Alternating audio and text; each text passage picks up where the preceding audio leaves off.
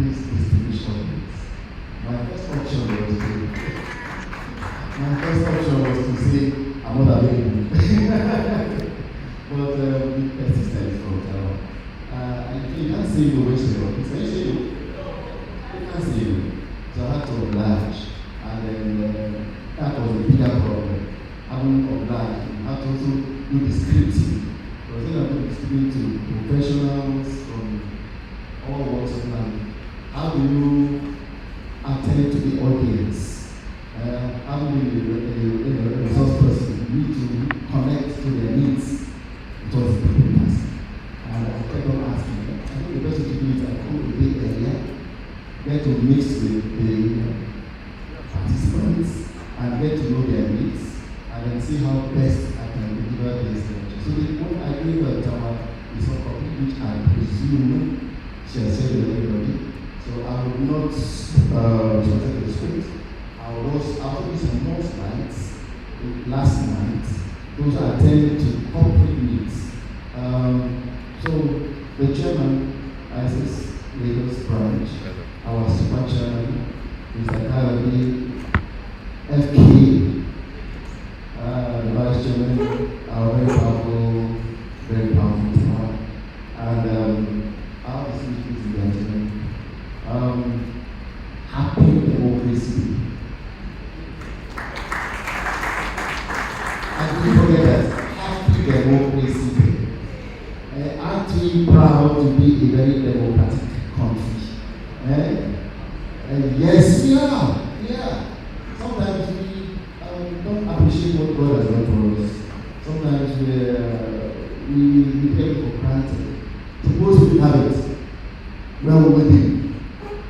That's just out of the corner.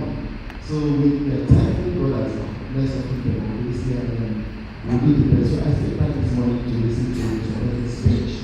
And it was quite encouraging and balanced. And I hope that the wording of the speech that will make it actionable. Actually, that really brings me to this lecture. Achieving high performance security leadership for you in Africa. I will start with the first slide. Next one. And it speaks to the whole lecture. Security is no longer measured by the absence of threats, because threats must always happen. As long as we have human beings and we have different interests, there will be threats. Where there's a question of interest, of course, there will be threats that will arise from it. But by our ability to anticipate change, adapt quickly, and live confidently through uncertainty to bridge the gaps. I think this speaks to the whole lecture. But I'll put it into the smaller moments. In Africa, we say that a tree withstands the storm because the roots run deep. In today's complex security environment, leadership is the root of resilience, performance, and sustainable security. It's often said that leadership determines whether nations and organizations like ours may survive turbulence or emerge stronger from it. Nowhere is this more evident than in the field of security. Across Africa, security has become one of the defining changes of the 21st century. The continent is simultaneously experiencing unprecedented demographic growth, a youth bulge, rapid urbanization, technological transformation, economic integration, and political competition. These developments create immense opportunities for prosperity, but they also generate new vulnerabilities that examine innovative and adaptive leadership. We use the word adaptive leadership. The traditional concept of security centered primarily on territorial defense and law enforcement is no longer sufficient. We already said it. That's not about still having more men, more numbers. That will not solve the problem. It wouldn't. It will only help to reduce the one small aspect you can part of it. Today's security environment is multidimensional, involving terrorism, extremism, climate-induced conflicts, critical infrastructure protection like in all our companies, and economic security. Security threats now transcend national borders and increasingly affect government operations, financial institutions, educational institutions, and the civil society alike. The implication of leadership is profound.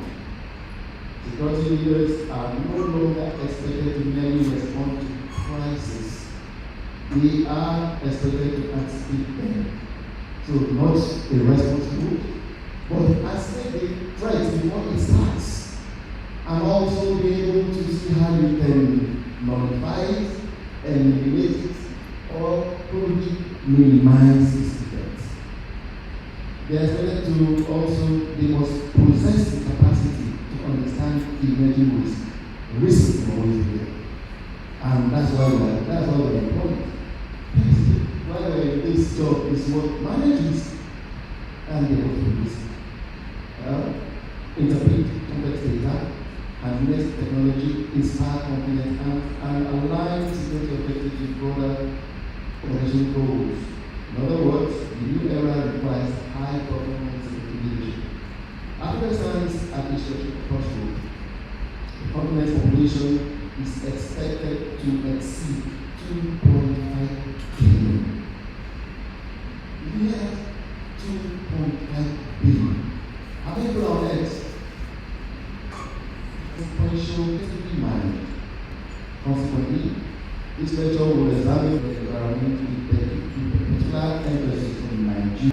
And likewise, what happens in Nigeria does not affect our outside. So I will not dwell too much on concepts, because I know we are all PhD-type distinguished persons in this field.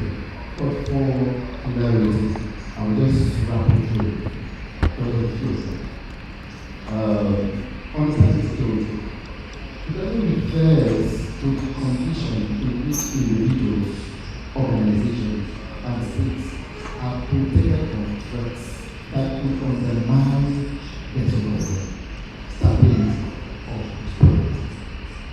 Contemporary security studies recognize the security extends beyond physical protection to encompass economic, cyber, environmental, energy, information, and human security. According to the concept of human security advanced by the United Nations Development Program, security encompasses freedom from fear. Did you hear that? Freedom from fear. Freedom from want. Freedom from fear, freedom from want. This broader understanding is particularly relevant in Africa, where security challenges often arise from a combination of political, economic, and social environmental factors. Now let's take a little bit forward, and then let's have capitalize leadership. Leadership is the process of influencing individuals and groups toward the achievement of shared objectives. So, three things are important when you work with leadership. One, there was influence in it. Two, there was a group. Three, there was a goal. And all of it, the security element was present in the language. Leadership scholar John C. Maxwell mostly defines leadership as influence. Effective leadership involves vision, integrity, competence, and the ability to So this is all about leadership and well-working leadership is important. Now let us dwell on the next one, supporting leadership. That is why we're here. Leadership is the ability to direct people, companies, systems, resources, and processes to prevent, mitigate, and respond to security threats while supporting organizational objectives. This goes beyond operational management and embraces strategic thinking, foresight, innovation, and organizational resilience. I had to read this twice to have a good understanding of it because the term is nuanced. Nuanced is that it's always changing. So when you use the term like high performance secretary leadership, what does it mean? What is low performance? And what are the yardsticks for you to measure high and low performance when you use secretary leadership?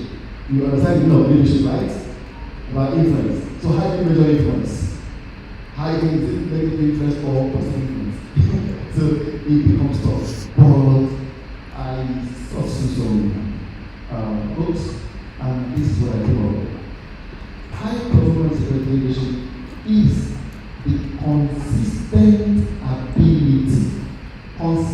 ability to deliver superior security outcomes through strategic vision, operational excellence, innovation, ethical conduct, and effective stakeholder engagement. Such leadership exhibits the following characteristics. First, the foresight, critical and systems thinking, thinking in time, thinking environmental, thinking about prospects of economy, thinking systems, technological competence, emotional intelligence, ethical integrity, crisis leadership, capability, collaborative decision making, and organizational resilience. High performance leaders do not merely manage threats. They create conditions that enable organizations to thrive. Despite uncertainty. Because they create what an environment that will enable organizations to thrive in spite of the uncertainty. So now that we have a good understanding of this, let us now dwell on security environment. We can't speak to security without being what we call an environmental scan. This country brings us to shape beyond theory to what Africa's security environment is characterized by interconnected and rapidly evolving challenges which are volatile, uncertain, complex, and ambiguous. As we usually say it at the US Army College, it's a vocal environment. The expanding global epicenter of terrorism, according to the list of economics and peace, over half of the global terrorism-related deaths occur in the Sahel region. This should bother you. This one should bother all of us. Because it is still in the Sahel. Sahel region. Not just north. Most times you think it's in the north. It's not just north. And all the countries from Mali, Burkina Faso, Niger, they are all in the Sahel region. Parts of Sokoto is also in Sahel. From the whole region of Mali to Sokoto is probably a 1-hour drive.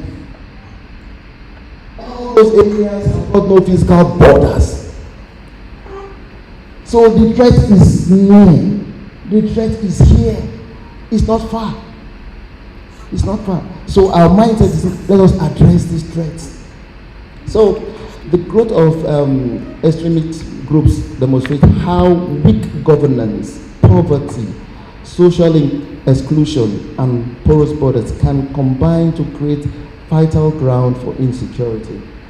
Security leaders must therefore appreciate the modern threat, often by political, economic, and social dimensions. So we must use those lenses. Now let's look at transnational organized crime. This one is not just about this one, it's now transnational. Right? We have all actors outside of Nigeria play an effective role in creating the destabilization of Nigeria. Africa has become a major operational zone for transnational crime networks involved in human trafficking, narcotic smuggling, illicit arms trading, maritime piracy, illegal mining, and financial crimes. These criminal enterprises exploit weak institutions and porous borders while generating substantial economic losses. Their activities undermine governance, fuel corruption, and create opportunities for violent extremist organizations operating across Africa.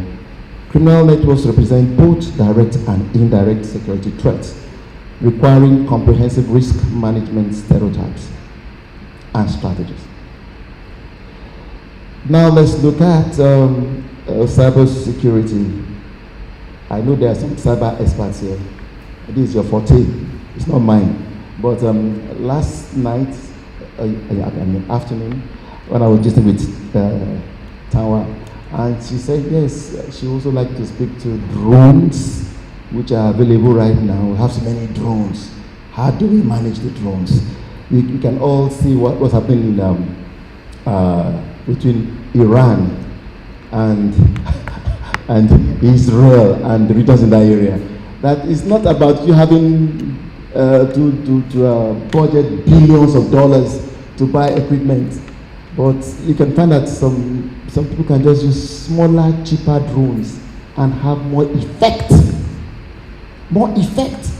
than the big anti-drone strategies that you may have. So how do we manage drones?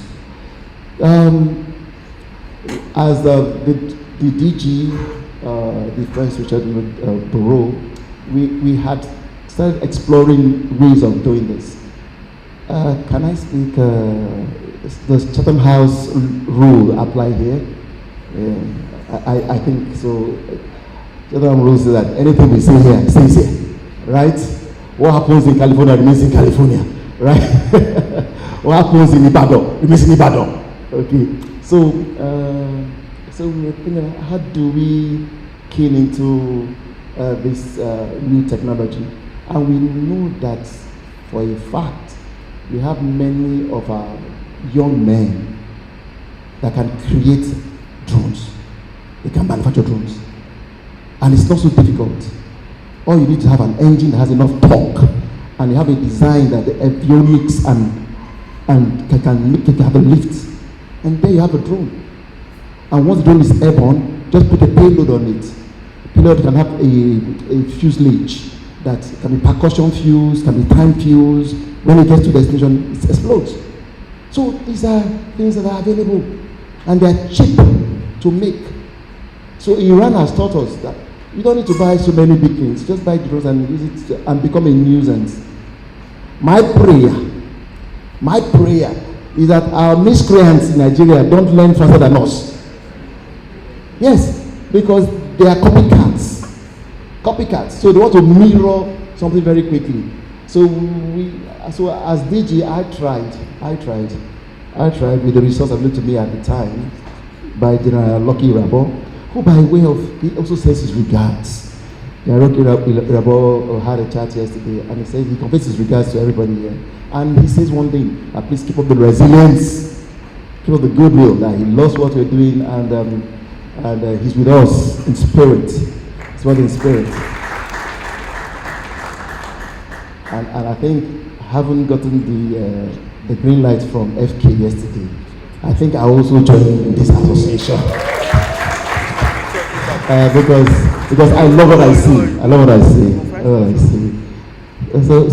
So we try to invest in that technology by getting the miscreants out of the streets.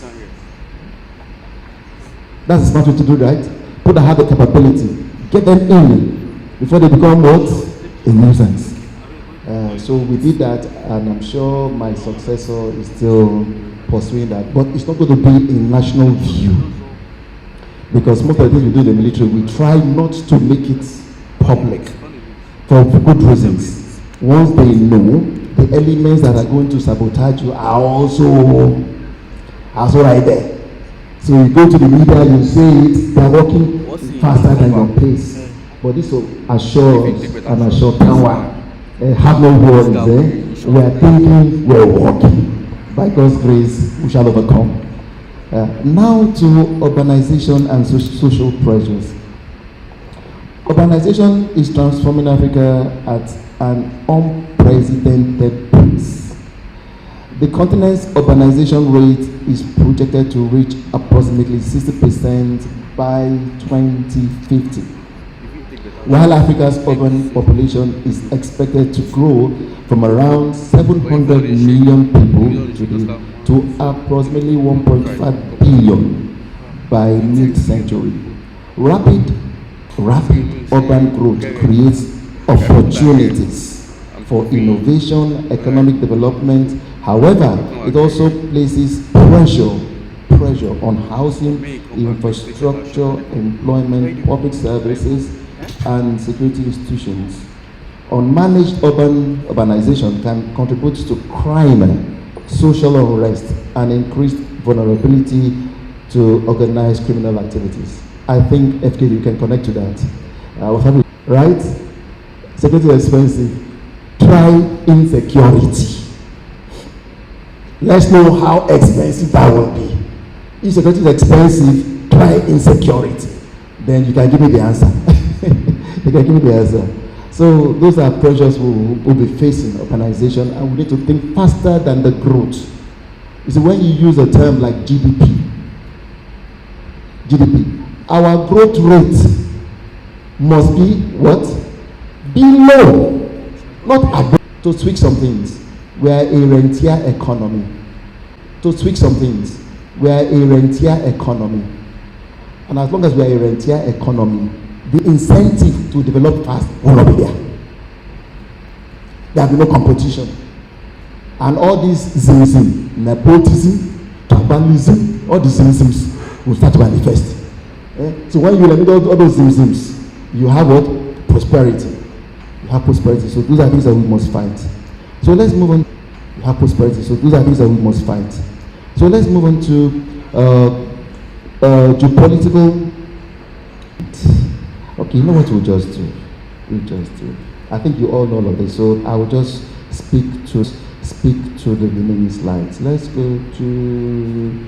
I wanted to dwell more on the corporate, but I can see I have just 6 minutes, so I will do something differently. I will go to future threat mapping. After we that's like 35, 36. And then after that, I would now speak extempo from the slides. I think that would make me beat the time. Okay? Future threat mapping, because all these gamut of things I've been saying, you already know it, right? So it's nothing new. But the future threats, none of us has the crystal ball to determine what's going to happen tomorrow. The script you already have, so you can read at your time. Future threat mapping for businesses in Africa, particularly in Nigeria, requires a comprehensive approach that goes beyond conventional security threats. It must address a range of emerging risks, including cyber attacks, as well as intelligence facilitated, fraud, big fakes, technologies, supply chain discovery risk report from the World Economic Forum highlights misinformation, cyber insecurity, and extreme weather as some of the most pressing global risks today. So all the companies like NTN, NLNG, we are all here represented. Dangote Group are all going to have their models to meet these new kinds of threats. So I would now quickly go to this kind. Let me just have my let's go forward. Forward. Because I'm running out of time. Corporate, go on.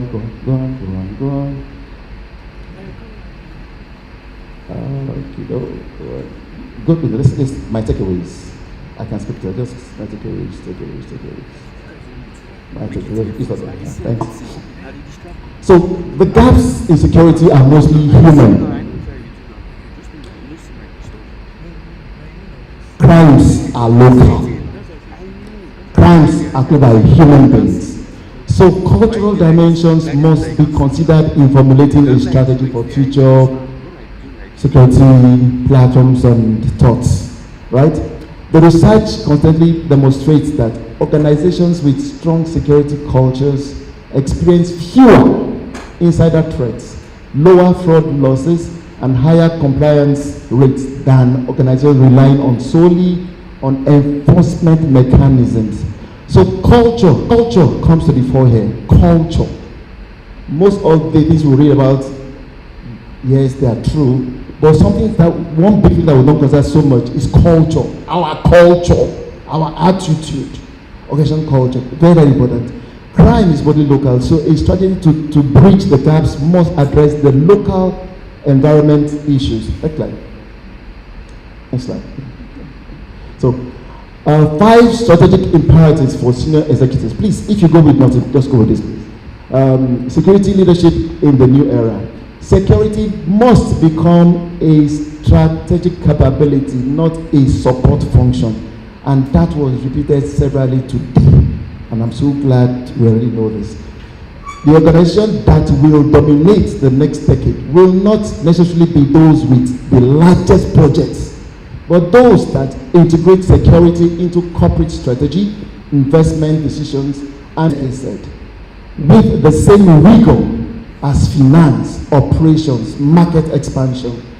The critical question for executives, all of us, is how does our security posture, not structure, how does security posture, there are 2 different words, posture, how does the posture create competitive advantage and organizational resilience? That should be disturbing us every day. Because if you can answer that, then of course our jobs are lost in the next 5 years. Next slide. Second, culture is the ultimate security architecture. Culture is the ultimate security architecture. Technology can. Yes, yesterday we had the veterans and the new gens. There was a debate, right? So I took that from yesterday's debate. Yeah, that technology. Thank you for that good debate. I got this out from you. So I stole your thoughts.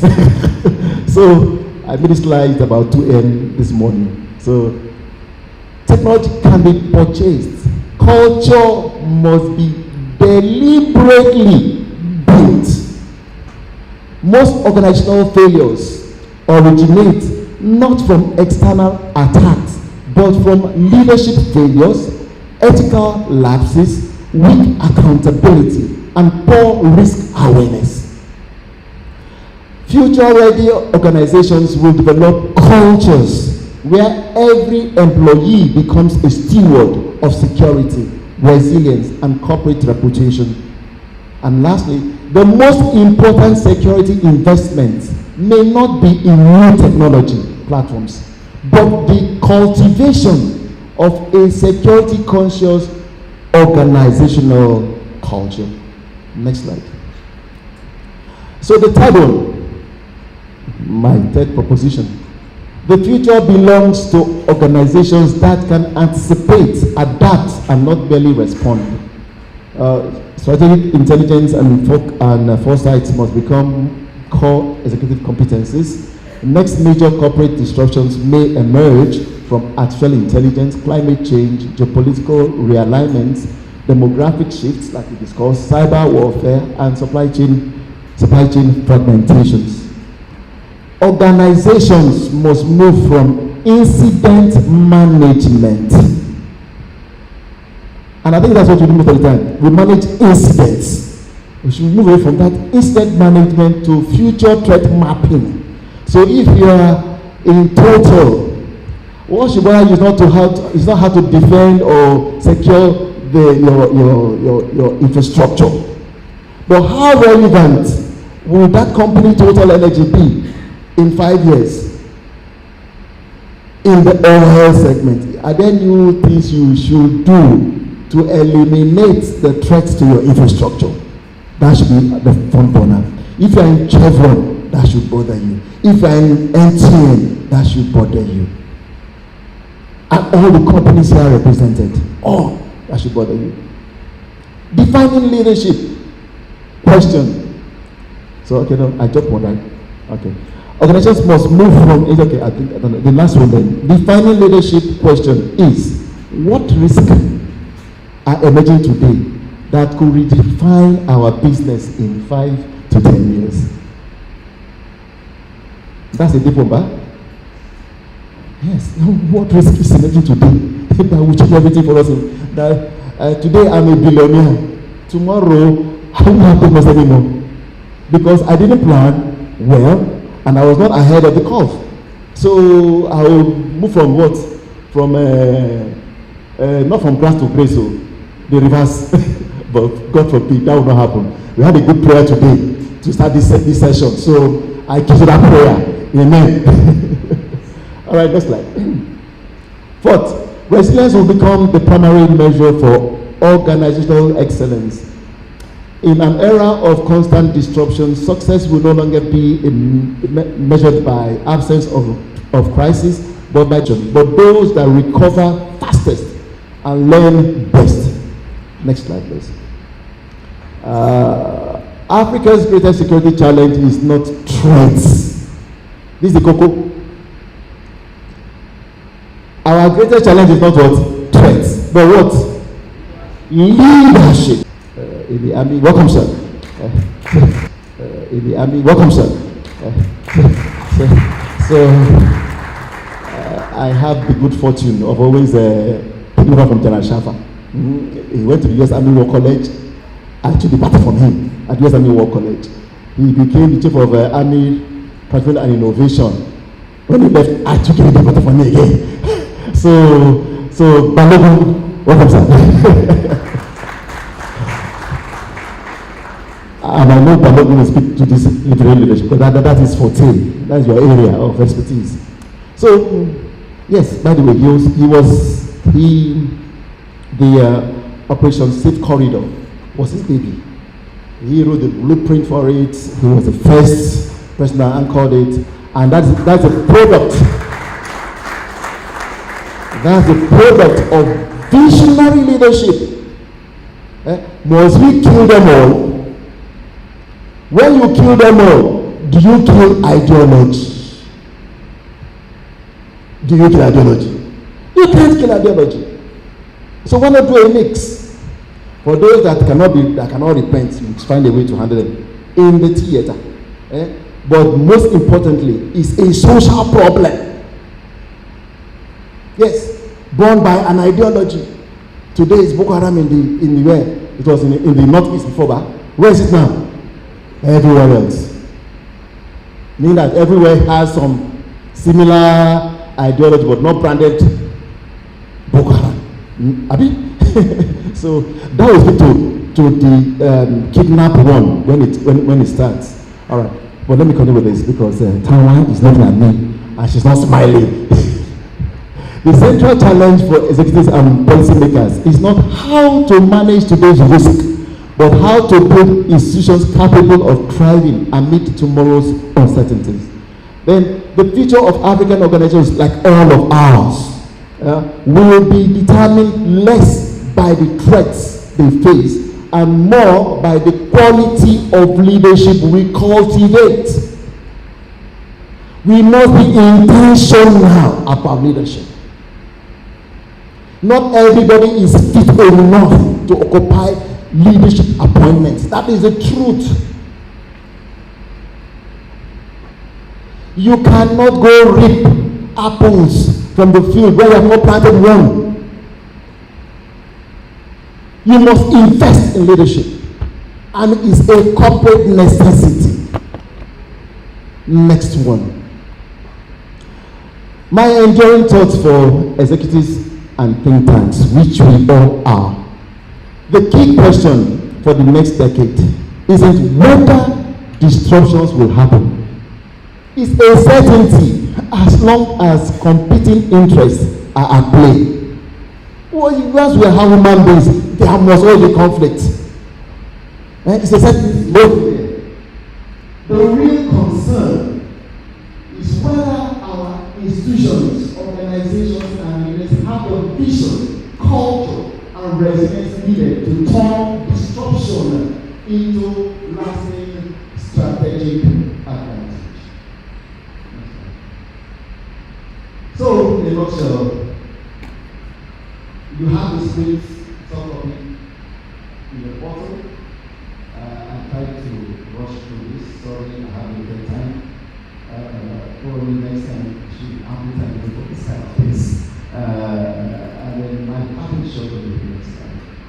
So fantastic. The future will not be owned by the strongest organizations. So if your company is doing well today, doesn't mean it will be there. security, into foresight, culture into discipline, and lastly, resilience into lasting competitive advantage. Thank you for your attention. I want to raise another round of applause for General. Thank you so much, sir, for that. I don't know about you guys, I eventually have to open the notebook they put on the paper and started writing, scribbling. And sir, there are a lot of things I scribbled there. Let me tell you why we rushed you. We rushed you because we still want to hear from you. So what I'm going to do, can someone help me organize? I need 3 chairs or 2 chairs up here. So I'm going to invite yourself and General Shaka to come up. We're going to have rapid fireside chat. In fact, here's what I want to say. I think everybody needs to stand up and stretch. As you're stretching, just tell yourself, hey, so I'm going to fire you questions. I'm going to fire you questions. Stretch. Some of us exercise in the morning. Let's make sure our muscles are okay. Are you ready? Roll your neck and just say, we're ready to fire some thoughts and let's ask questions. Now, loads of notes that we're taking. I think today, okay, very good. We're going to have rapid fireside chats. But a few things came up that I noted. I'm going to look into that as well. You mentioned something about transnational crime. Did you get? Have you watched those movies where the police drop off, whether it's drugs or whether it's guns, then they do something stupid like land on the highway and think that's something that can never happen? It happened. I'm not saying that's why they landed, but things like the transporter was switched off, so nobody can even track. Like even flight radar cannot track where that plane came from. Landed on an expressway in our Nigeria and took off again from there, sharp. Oh, transnational crimes. Anyway, a few things. You said something about get them in before they become nuisances. But you know the comments I wrote here? But can government pay what crime is paying? So is it lucrative enough for me? If I'm cyber criminal and I can make $4 million with my deal, if I come and join the EFCC cybercrime units, can they pay me for me? Am I the one asking this question? Okay. Urbanization. Do we have any telecoms persons here? MTN, Airtel, anyway, telecoms. Okay, so, okay, good, sorry, which one, sir? MTN. Hey, hello? Everywhere you go! Okay, I wrote that down because I remember back in the day in the military, we had something called GTI, ground moving target indicator. Now that I think about that technology, it's very simple, but they use satellite, but I think it's something to be can done with telecoms. So on the border of Afghanistan and Pakistan, they used to move a lot of weapons, all sorts of things are going on. You had your legal border crossings, but then there were also the illegal ones. And they use the technology to be able to track where the illegal border crossings was. What is it? We and you guys are moving our phones in our pockets. It's creating a digital footprint. Everywhere it goes, paying to the nearest tower over time. And this is just one person. But if you do it for thousands of people, 1 million people, ultimately, because you had a picture of like a map there with some dots. Ultimately, you see a bunch of dots, and those dots show you a clear path. Very easy. This technology makes sense. God knows how many decades ago, I don't know. When I think of things like that, I'm reminded that if government really wants to find out the concentration of activity in a non-government space, they really can find that. And really, it's part of it. They did a fantastic debate yesterday, and so the lesson from that debate was the importance of technology versus human intelligence. He said culture must be deliberately built. But sir, building culture, I think, is through schools. And these attacks that we're seeing on schools, I think, is an attack. And how you're putting it in your staff, like amongst the people in your organization. General asked the question, say, must we kill them all? My question, kidnappers, must we kill them all?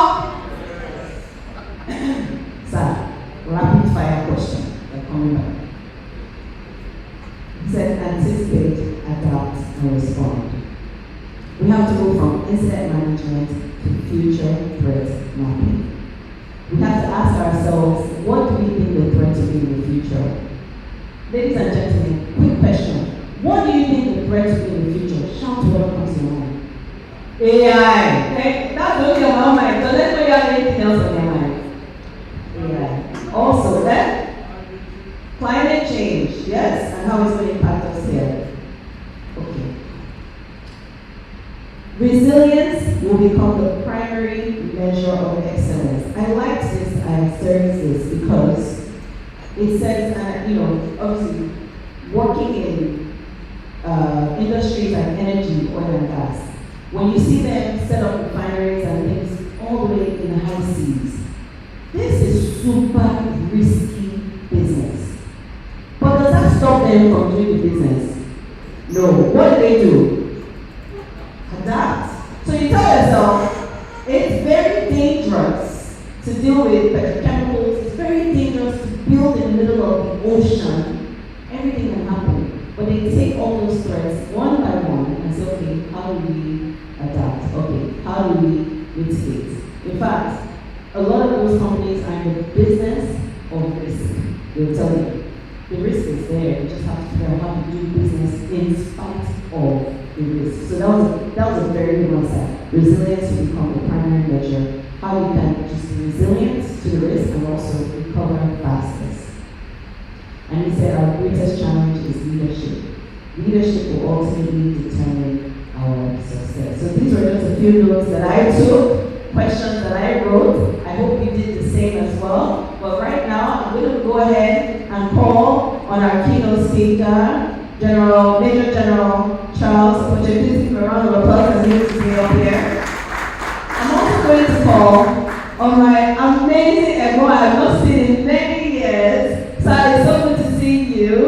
Ladies and gentlemen, please allow me to introduce our General Bamidele Shafa. Please, retired.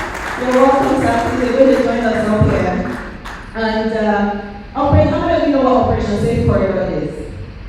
I will tell you what it is. So, I met General Shafa at the DIA many years ago. Don't ask me what I was doing there, but if you know, you know.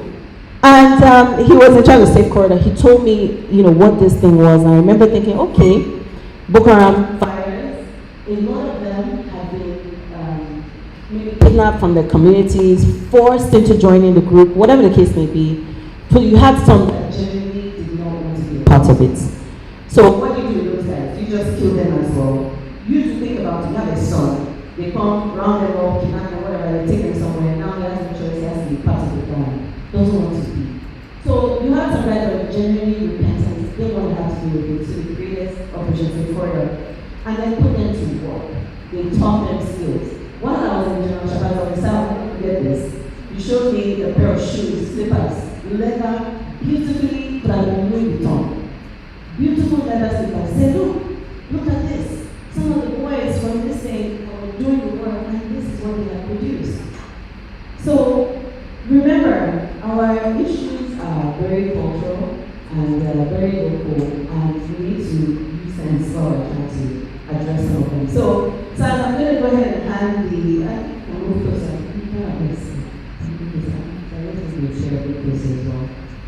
And I want you guys to ask if you have any questions. You have a microphone in front of you.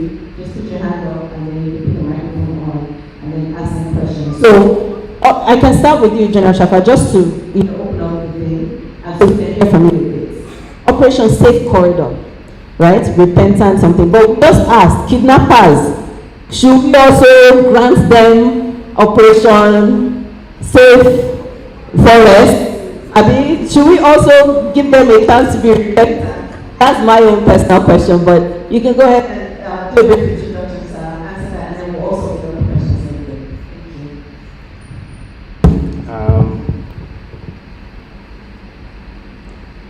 Thank you very much, Tanwa, my lovely sister, and then FK for fishing me out from my hiding place. Then my colleague, General Charles Ofoche, we've been together for over 40 years now.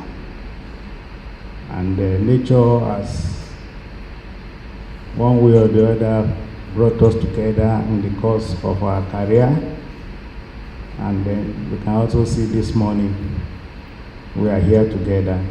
So it's my pleasure to be here.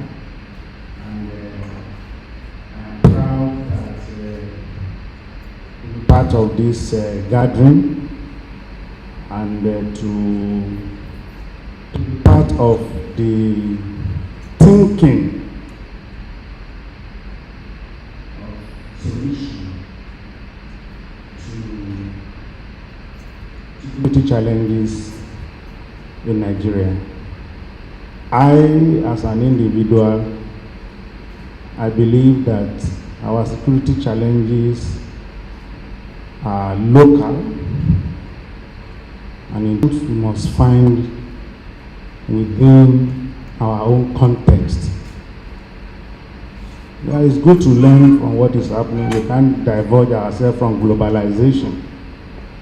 But our problem is local, and we must find our solution within our local context.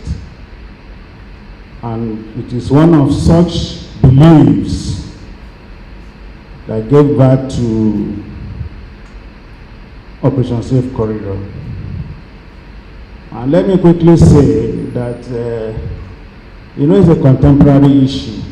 If I want to talk about Operation Safe Corridor, I can talk about it from morning till night. But I will try that program for peace in Nigeria around that program. If you remember, Operation Boko Haram crisis, insurgency started in Nigeria when I was in Nigeria. I retired 5 years ago as a Major General, and the crisis is still ongoing. It started around between July and September 2003. About the same time, the crisis in the Niger Delta, Asari Dokubo, and Atekiton crisis in Port Harcourt started about the same time. And then some young boys put themselves together and occupied Gaitan forests in Yobe State in the name of Nigerian time. That is where it started from. And we regarded it as an international issue, carry police, military, crush them, but it was a bigger issue.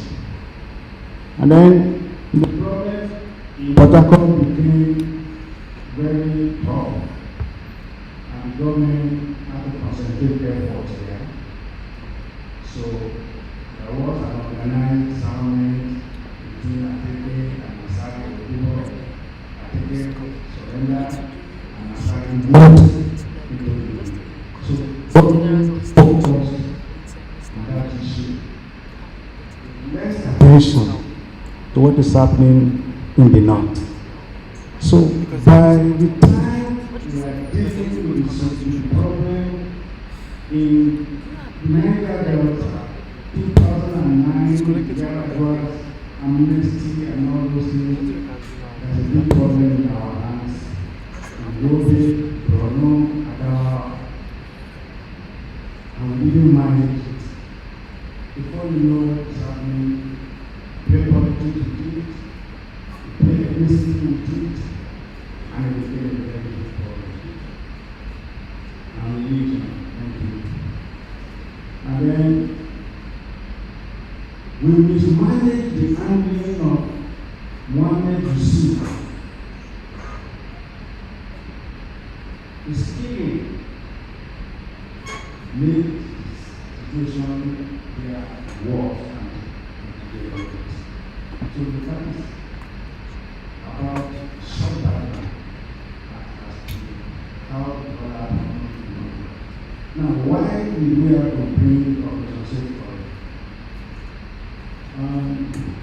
During that Goodluck time, we thought of so many ways to resolve the issue. I remember there was a committee set up bringing very senior personalities from the north to go around all the states in the northeast to talk to people to find out what are the issues. Then here I have guy doing that campaign.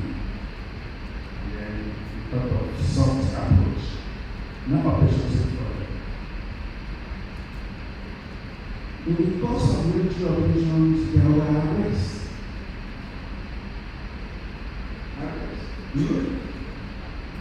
Capture, and so on. And then screening, and we discovered that most of the people that have been arrested are low profile. You understand? Low profile, no boss, they are barely doing nothing. They have to join because of their own survival of their parents and whatever. Then we realized there's a big problem in our hands. And they found the bulk of over 70% like so we need a strategy to bring them out. And that was what we did. And that's how it came about. To cause detection of non-essentials that form the bulk of the fighting force.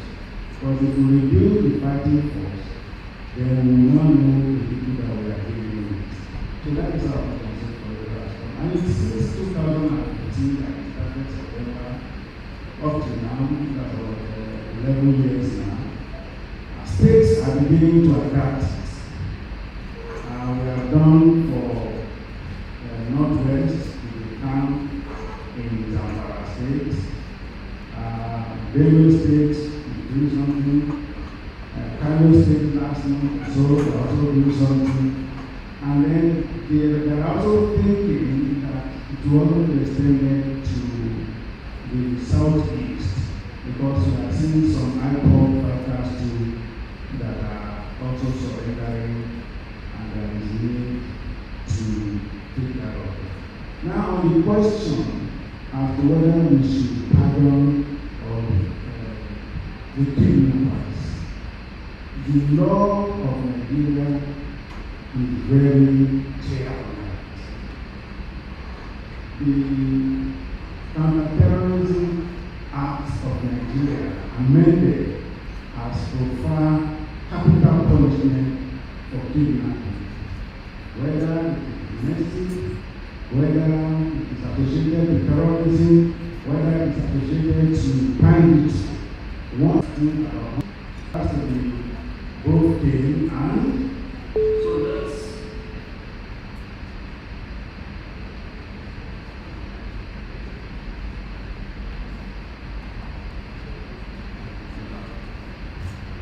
my question started like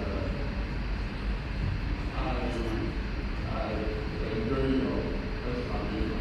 I'm not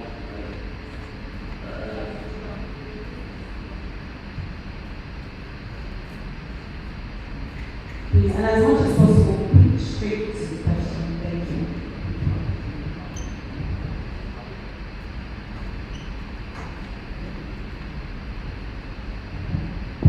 Yeah. So my questions are this low profile terrorists, so to say, what is the mode of the integration into the society? Because we have to be very careful. If we go through DDR process, the disarmament, taking the weapon, the mobilization, the command structure disbanded, then there will be litigation.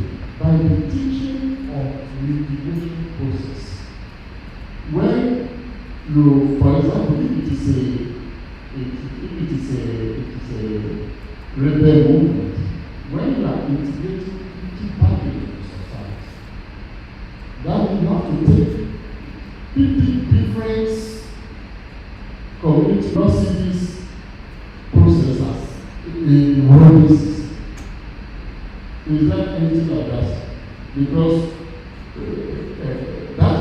machine, and so that we are careful not to use prisoner, kind of prisoner of war on terrorists. Thank you, sir.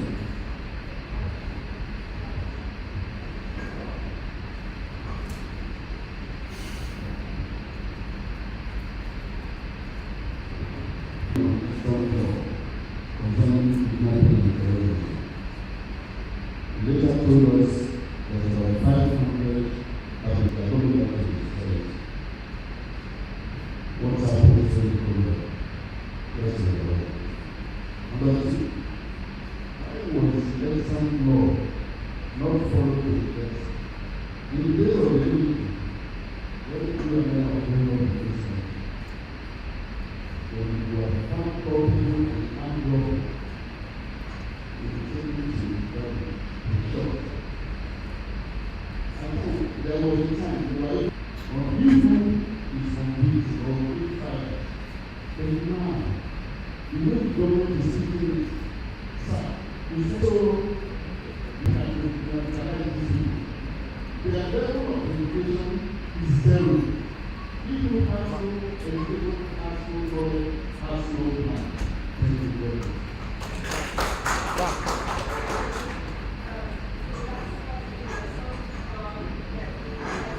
Very good. Very good.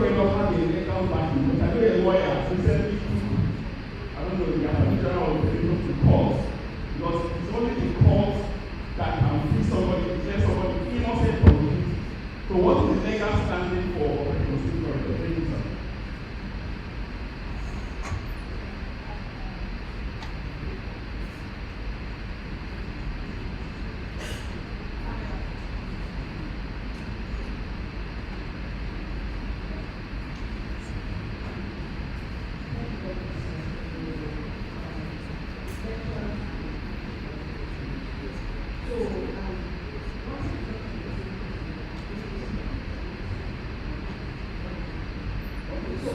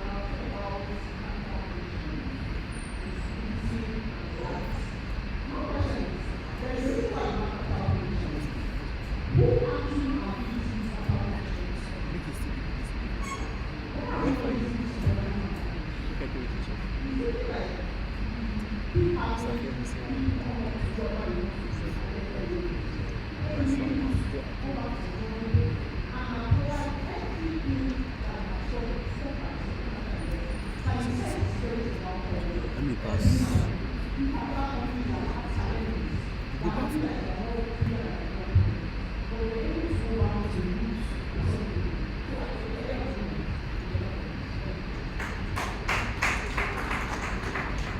So just a quick reminder that they are not speaking on behalf of the Nigerian government. I hope we are all aware. Yes? Okay, very good. We just have experience in that, they're retiring, what's happening to their wealth of knowledge, but they are not speaking on behalf of the Federal Republic. Yes. Okay, so last, very good. How many matches? It's only about I have 4 matches. For me to comment on previous speaking of the experience, and it's very well to have senior sitting on the podium with a wealth of experience over 80 years between the two. I think it's very well of attention. It's more of account training in general in this aspect. So you're never in our capacity, you're never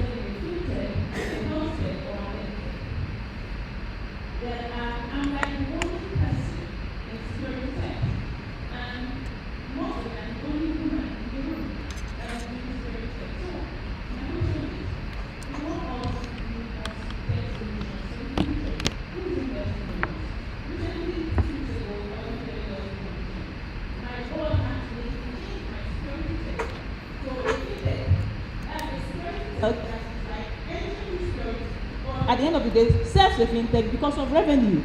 That's what investors want to hear. So who is investing in security? So that we can see it and go to them, and also they could encourage more people within the next gen to come out with amazing solutions. Because if we don't do this, and again partnership, if we don't do this, the Boko Harams, the terrorists will see us and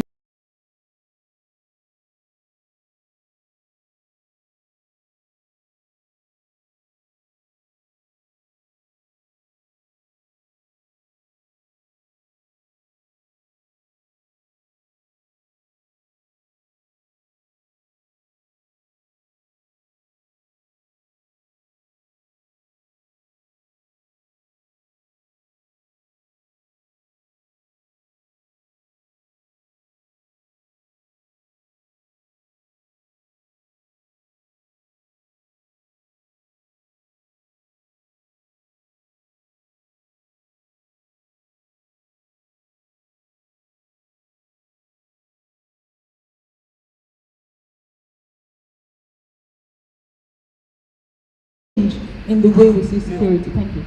Yeah. Please, a round of applause for those questions. In fact, please, can someone write her name? She's joining committee. Very good. Some of those questions can be answered by ASIS and us in the private sector, so we'll assist with that as well. Okay, good morning, everyone. My name is Dr. Ponghope. Why is he? I'm happy to have these two generals, General Ofoche and General Shafa. General Ofoche, thanks for your lecture. I picked something you said that or in not existing.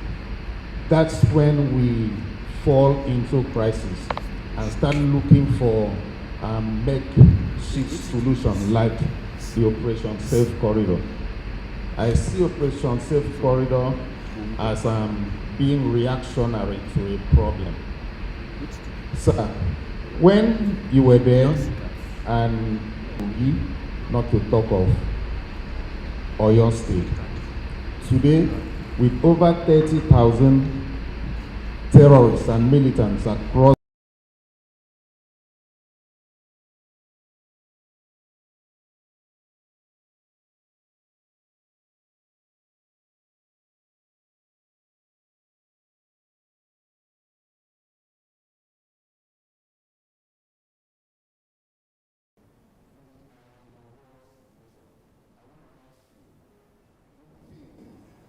If a state of emergency is declared on security, whereby we speedily pass and enforce state policing, not only state policing, forget about the fear that politicians would use it.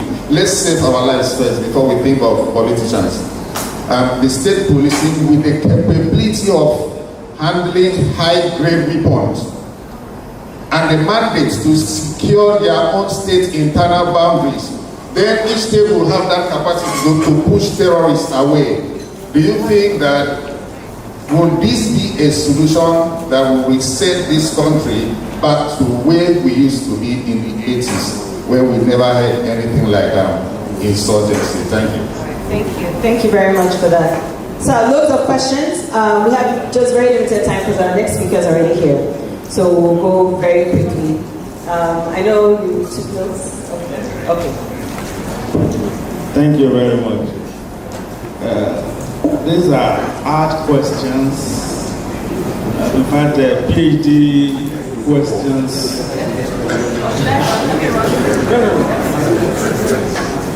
But it's good. And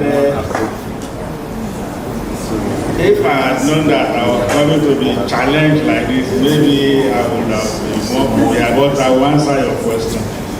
Some of them are interrelated, so I may not pick them one after the other, but in the course of my discussion, I will try and see how I can talk to all of them. I will look at reintegration. Now, it's a very complex aspect of DTR. When we started Operation Safe Corridor, our problem was how do we reintegrate the rehabilitated ex-combatants. And we had a brainstorming session. In fact, we had a strategic retreat.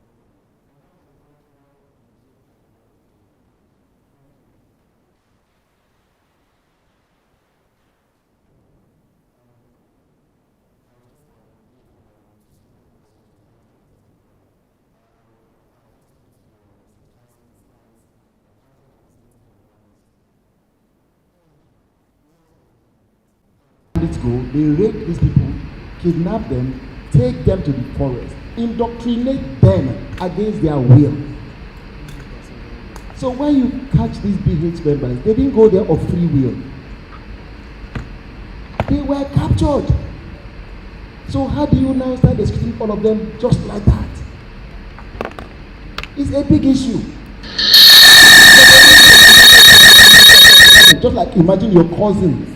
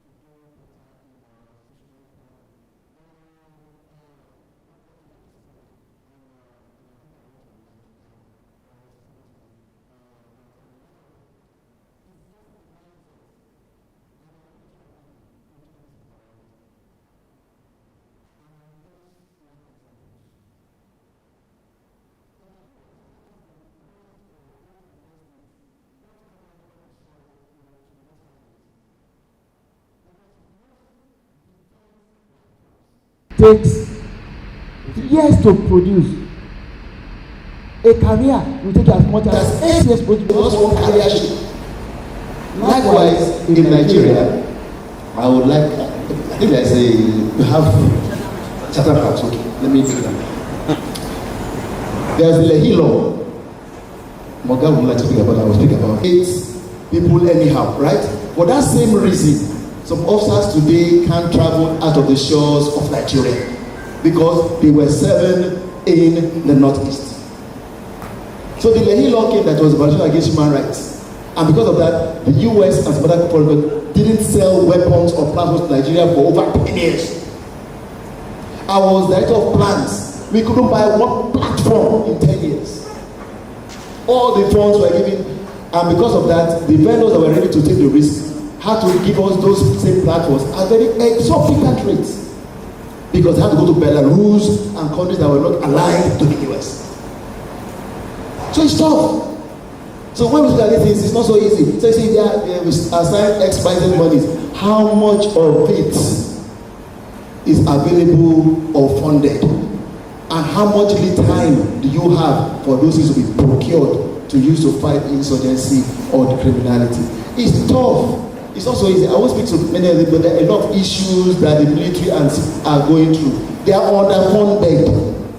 Bottom line. The police is the way police is today because of what? Funding. And they're supposed to be the first responders. So if they're not funded, what would they do? A DPO has got nothing to work with. So how does he respond to crime? So everything like that becomes the military problem. And we shouldn't turn this to be, what's the word to use now? Don't turn the country upside down. Let's do the right things, invest in the right things. I think Lagos has a good plan. The Lagos model is good, and I think most states should adopt that. See how you can get communities to invest. And I think this platform gives us that forum. security here. Because we invest in it. We invest in it so that we can help the police especially. The police needs a lot of work to be done on reorientation to understand their role. Last, very quick, I think someone had asked about your career. So just in one sentence, what helps you get to the heights of your career? One sentence.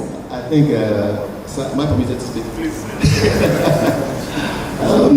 The career path in the future is what's your demeanor? And if you meet all those nuggets, then you are qualified for promotions. And not everybody can get to the rank of a general. It's a pyramid. It's a pyramid. So at every stage, there's a weeding process.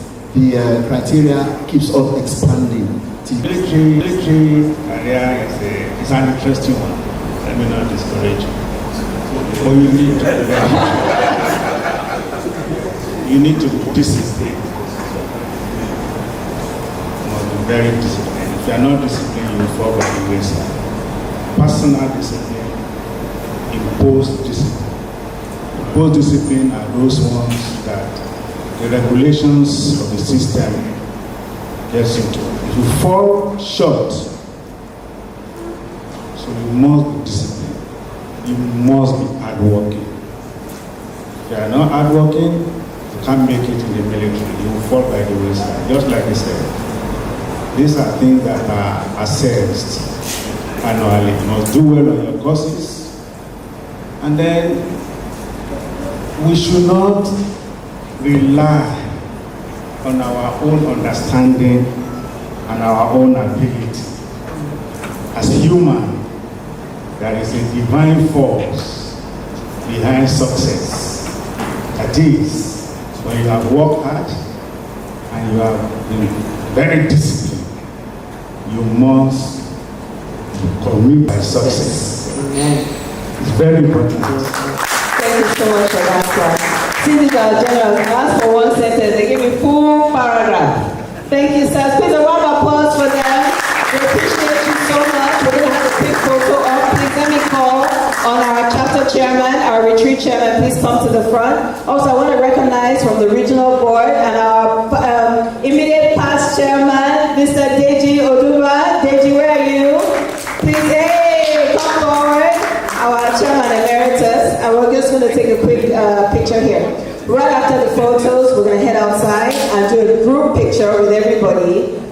When you're there, after the picture, feel free to corner them. The ones that didn't answer your question, collect your answer before they leave. But just know that we don't want General to miss his flight, so don't delay him too long. But thank you all so much. We appreciate it. Very quick photo of the rest of my exco as well. Please, exco, make your way over to the podium very quickly for the photo op.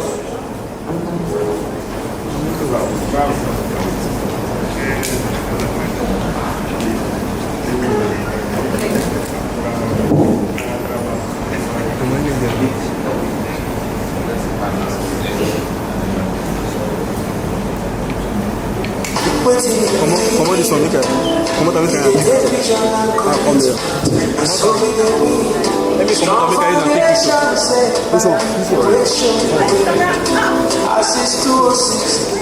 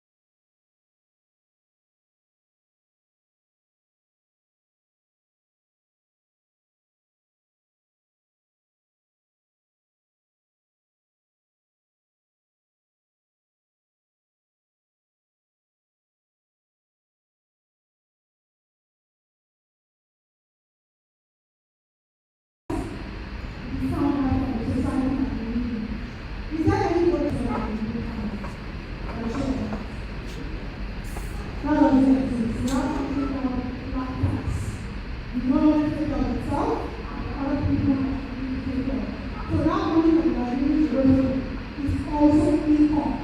How are they treating? What is the mindset? What kind of mind do they have? I love this story about this. Do not say what is left but spend what is left after accident. So really, you should pay yourself up first. Be selfish about it. Life is a simple prayer. My dad had many of us. He used to tell us something about the guy of the store.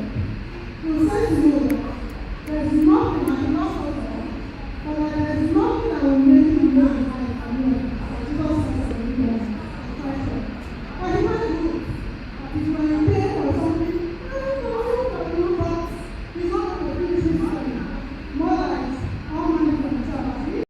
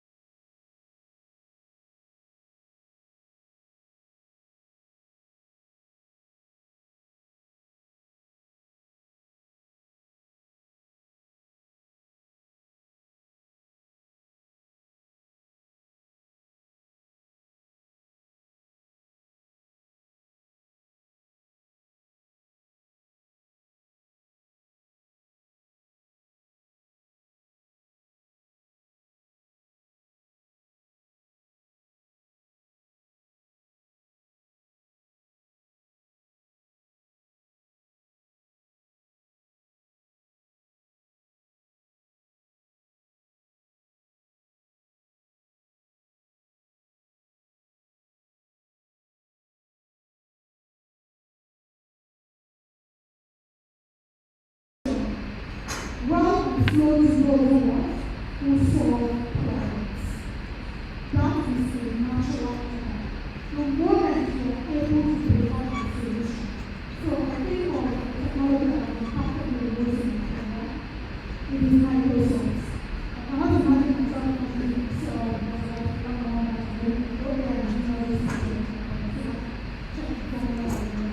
we have made and from millions of employees, so Microsoft created a line, and that is why I'm still there. Then you have to talk about this. There's nothing like this doesn't exist. That I took what we wrote today from the West Economy was a risk. People getting their people and then that people are back and forth. I know, come on, it's not a joke. People are sick of it. So there's a risk that things you have to think about it and take it out of the way. Then I have to think about what to do, but I see the something. You have to adapt. I'm not going to adapt this with who moves the ship. It's one of the greatest things. Some people just stop. That's the way they used to know it. How can you start knowing it? No, you want to find out it's a way money. You don't want to take it away. Oh, I've been wanting the stock market. I'm not going down to it. But sometimes you need to show that something. Because let's see, you're behind. Then some people are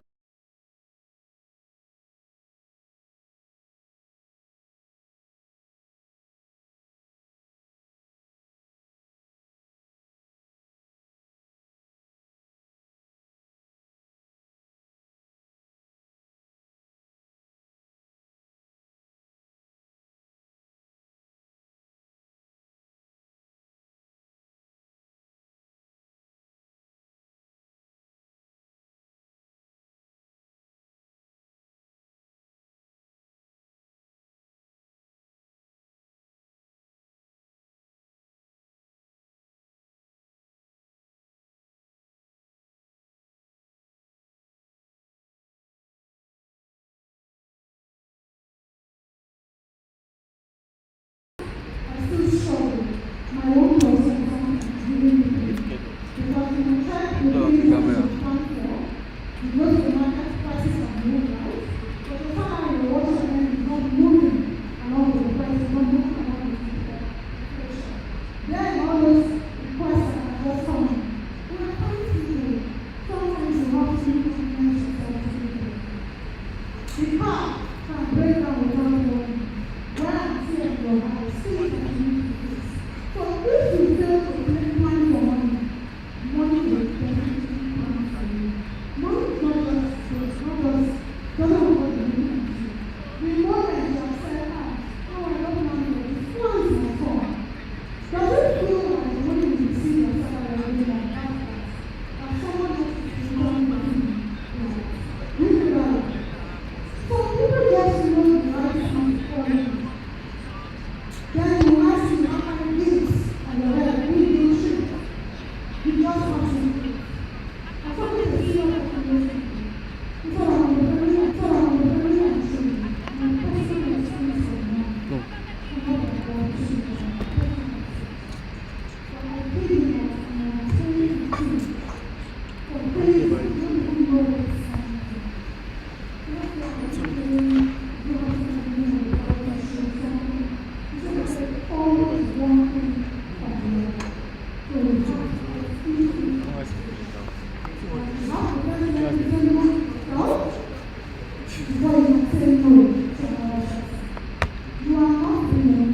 Because tomorrow, if anything goes wrong, these people can never help you. I'm tired of them. I said, you get the one reminding you how you rose to eat in oil and gas. And to release your money, doing things that are not just and to look at how people are easier because you have not done the right thing. You have not planned for your money. So other people, they will help you to do that. So you have to balance what is a need, what is a want, and what you are using for savings. So this is what I'm going to do is strictly in the 2022. It doesn't mean that it is too easy or maximum situation. That's the way you should Now, so you go collect. save and invest and do it. Go find out. Go find out. This is married to what? 100% match. The man is doing that and shoulder all the rest. So, you're doing 90% and saving 10%. Please do not ignore the reality. Don't think it. Look at what you think Alpha. and you feel. We're clear about what we That was just everybody I didn't needs miss to it. look at that. You need clothing, The guys you need life, you need electricity, Alright, tell that girl, when she give me 1 hour. health insurance, all of I this. will now go find my life. And leave your parents to sit under your roof because there's a blessing that comes with that. You take care of your parents. Then you have your one what we call flex. We are humans, we are going to have desires. You can see this phone, yes, and you can see it when it's working, it's 17 now. You desire it and you can afford it. So the essence that you can go and things that are necessary.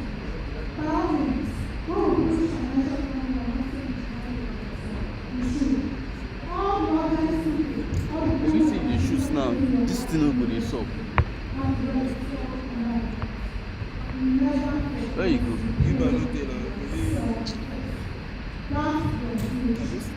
You tell me na go use charge the car. Na you don sleep overnight for that place. You are you dey charge am? You tell am because check.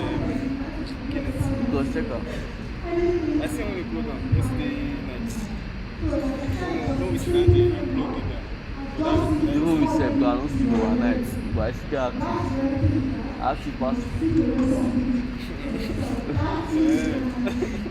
You can shoot out for you now. This one that you did, me, everyone shoot from. It's not this nuclear. Thank you. Shey you don sabi short pass. When I saw you pass, I go show him now. Me first time. You don't even need to go many places. You can stay here and shoot people reactions. But you go to like I just shoot since now. She won't make a day like make I stand for 2 hours. Make I just shoot stop. let's stand for 2 hours. I just shoot since now. When this one start, you shoot. I shoot since now. They go and they just take close up. Why you no go see your own shot? I dey take close up.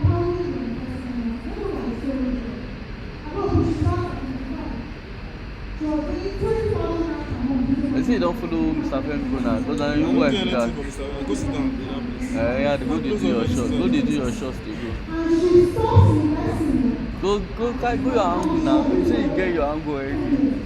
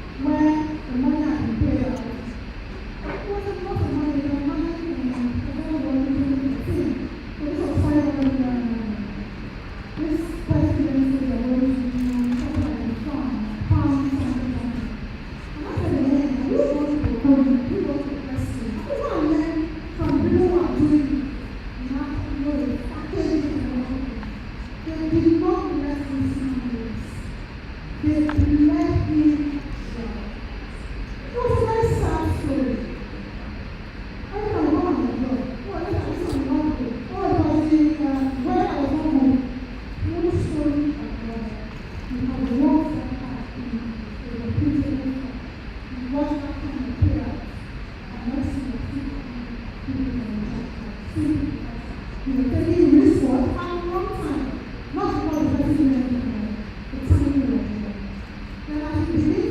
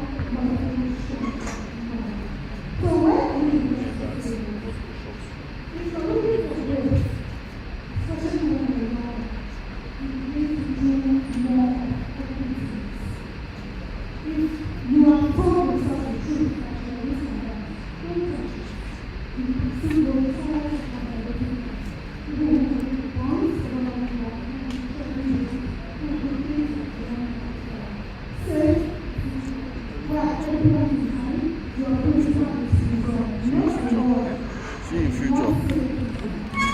See you in future. I see Chulu. Look at Mr. Yeah. Only two. Now we see. They're trying to do that for now.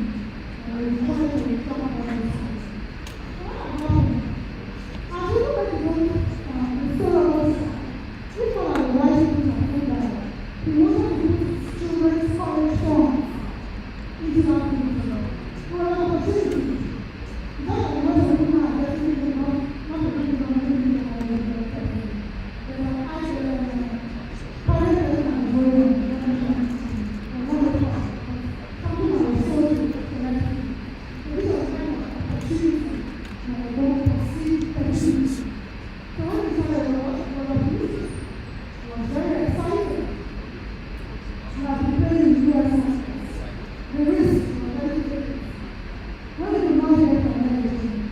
Now, for whatever time you want to be there, after I feel, when you're not kept, it's a different decision. So let us think about protecting and having them. And I mentioned flags and she know how to. I'm not talking about them, I don't have to listen to them. Children even told them about it. Children should go there. The conversion they have in from Corona to now people who come to them 100%. About 1.3 trillion was estimated people lost money.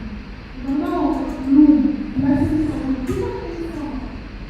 Please, anybody guarantee you a return?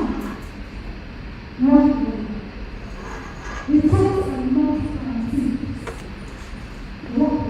It's a huge red flag. Check. He said, I'm not ready to sign. Yes, I know again, oh, cigarettes or something. No.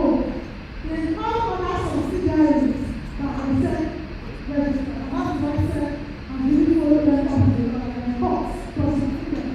Because of not what's going on in the country. And then we will take you to end. Now, bring 5 more people. Please. That's your antenna before we immediately get reports are based on so if you are having a fixed income investment today, and anybody is offering you high at 75%, when you tell everything at 15%, please look at it. I'm not saying you want to look at it. Please, it's not possible.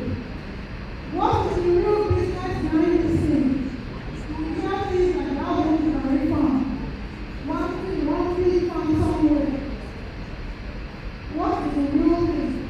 And sometimes straight efforts. Please, Lord, please but there are sustainable ways to achieve this. So for the rest of the course, my equities and market strategy, money market things like this, invest in it. How do you enjoy the things you want to pay? Don't just run to it. Find more and that company. Compound investment. Protect it. Ensure your investment is continue learning. And please hire a professional. So thank you very much.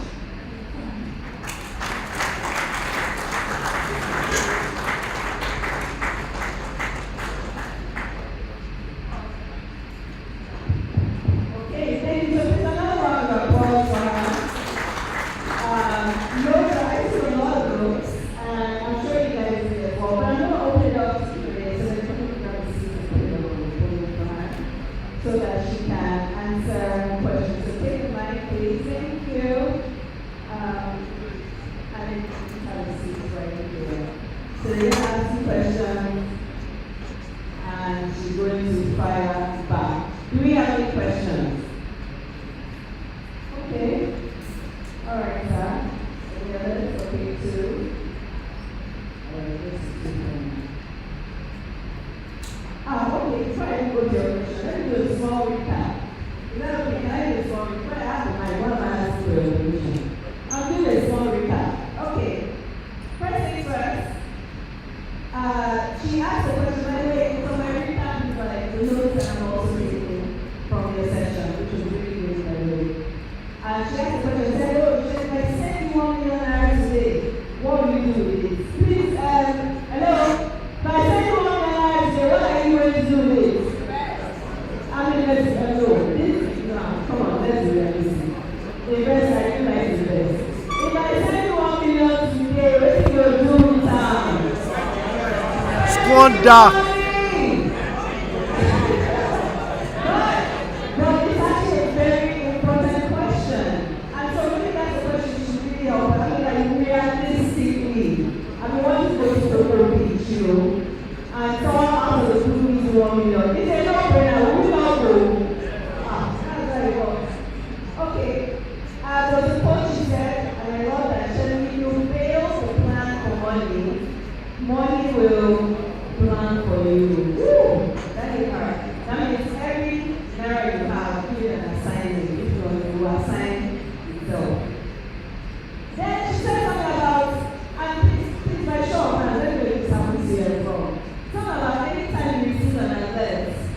there are some people that will just fall. There are the kind of people that you can't say no to.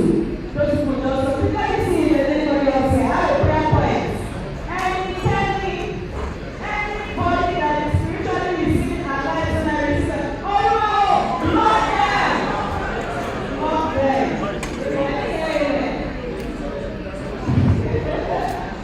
So it's a thing, right? Just be aware of that and know the story you will tell them. She mentioned something about someone that was like married to a guy and she goes, oh, shit, my husband is 100% man. You know, because he showed us everything, so he pays everything, so he's a 100% man. You know what I wrote there? Check his DP. I mean, hello. In this economy, so this is a real dominated field. Are you consuming 100% man here?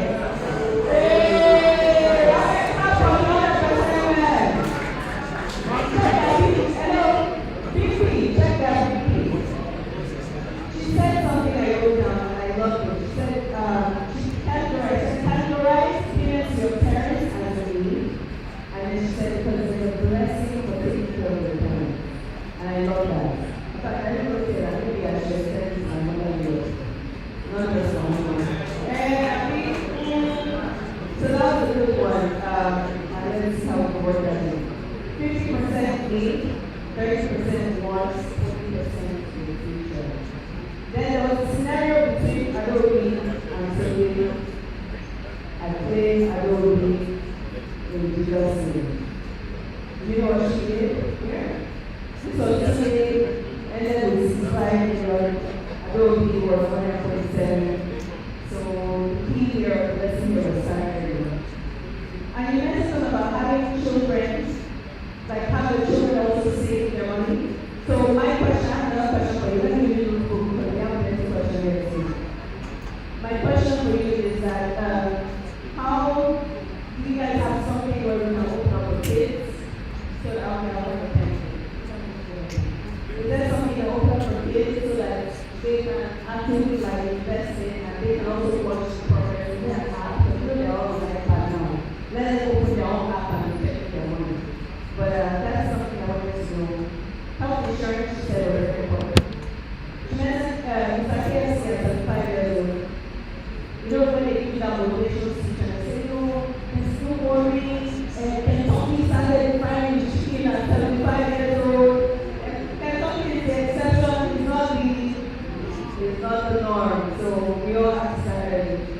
And we had mentioned about farming, I remember that too. My dad, after retirement, so now that's what he said, what is he farm? Yeah, in oil seeds.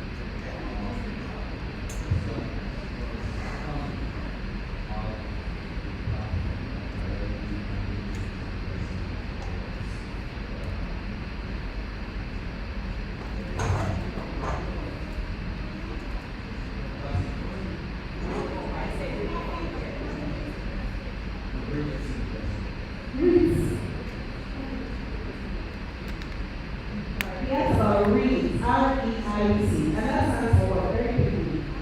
Real estate investment trust. It's a way of investing in real estate without actually using without actually buying real estate investment trust.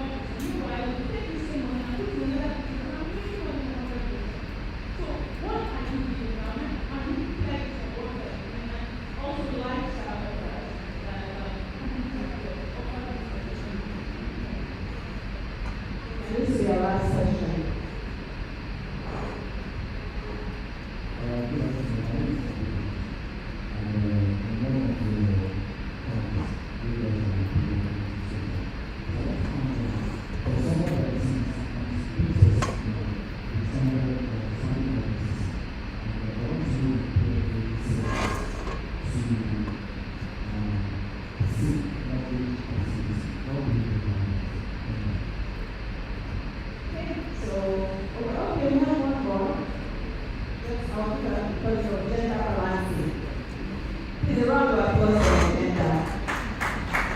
Keep a lot of it. Okay, thank you so much for that.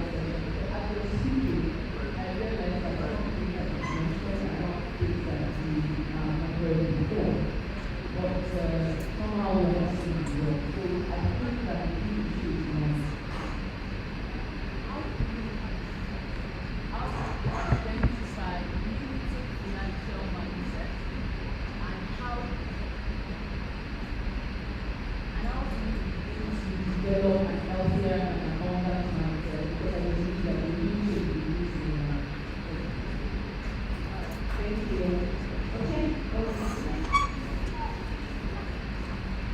Thank you very much for the question. I'll start with yours. The first question you asked was how to handle the warnings that do not come from. This is very difficult for me. I first started with 50%, 50-50. After I knew myself, every 50% goes to investment, and now I'm using 50% to do gradually, I increase it. Gradually, deceptively. There was a time where something happened to me last year. A group of friends were rushing out to my very surprisingly, I put 100% of my big projects in investment. So what happened? It was gradual, and I was not really on the pressure. It was progress, and I continued to speak to my mind. And this money did not plan for it. I don't believe what I want to do because the salary is so low to not have it, so I should have put it easily. And when I look at what I put in my very heavy influences, after I get this, I see how well it is actually problems. I go to the long-term strategy. So the idea is taking this gradually. It is 10% of yourself, please start. It is just determining your telling yourself, oh, I feel like if you're not, you can still be with me, but then you can so progress, not perfection. So what are the yes, we technologically savvy. All our products can be better for children as well as parents or not. So what we then do is to educate you based on what should be done for each other, depending on the objective and the criminal need, what is the time horizon, and what is the risk. How is the modern day? We have a mission of something that has been PLC range. You are not yours. The beauty has changed. It is not an excuse, but we always have to reward ourselves with strictest interpretation of our finance. So what our other counterparts may get away with from the regulator, when it's something like this, we are not going to be, the law is safe and so on. So we can really be so strict about PLC just because we don't have pay finance, we want to get it done. And with the advent of technology, some of these things are easy. So before we were absolutely doing on easy, we are already taking our way to do what we can and we don't have to do anything. We can create it. So even when we don't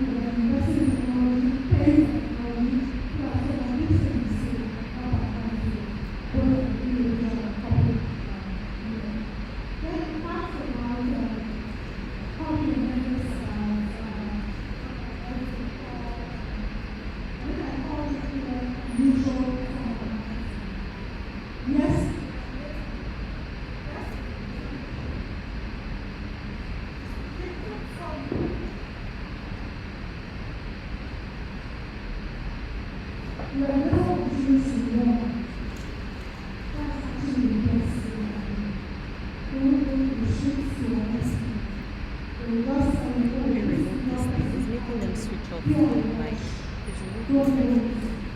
because the time human people make a decision. As much as the little shouted at anyone, see that's the people who see go ahead to sell everyone else and what they will look at this is wrong. And if a financial plan has been done, they also have a member to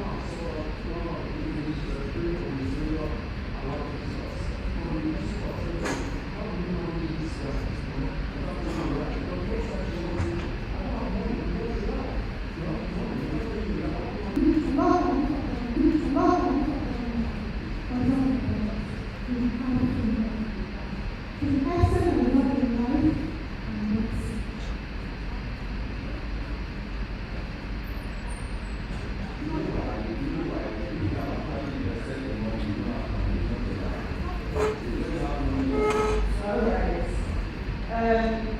This is the last time my people will be like that. Amen? Thank you.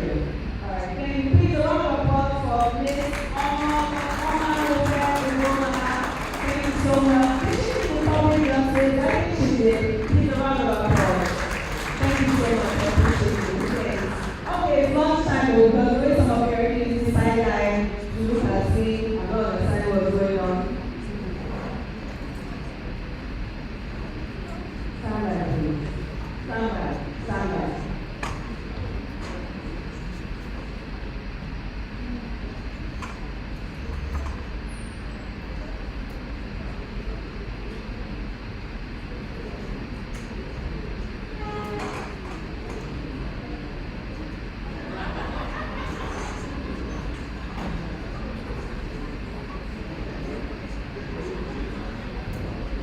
Okay, everybody. So let's there's somebody here for stretching. Where is the person? He said it's not lunch yet, so please just wait for a second.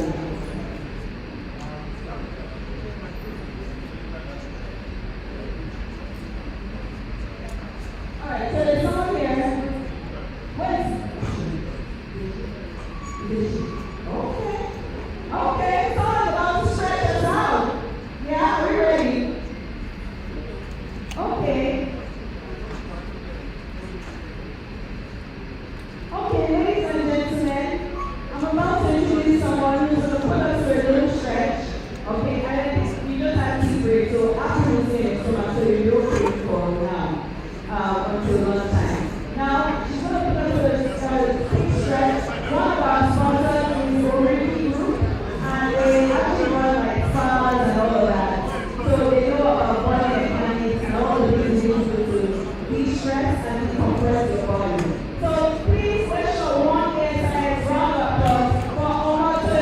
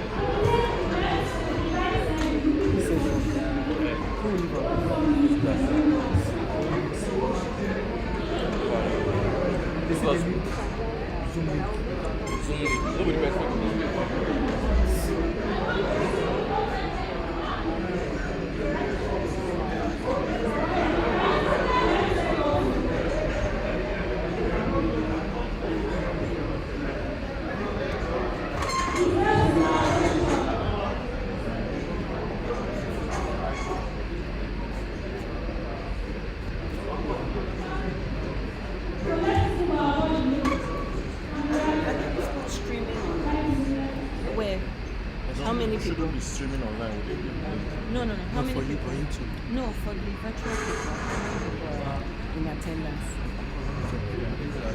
But for this, but you said how many people are in attendance? This one's paid for. What we are streaming.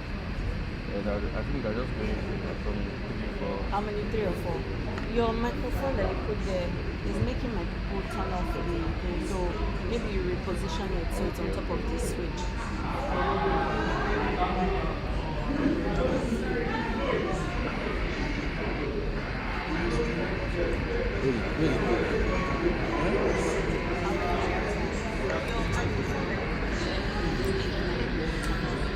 I don't understand this. I don't know why the sound get tired. Yeah, it's making people press this. So we do it maybe around.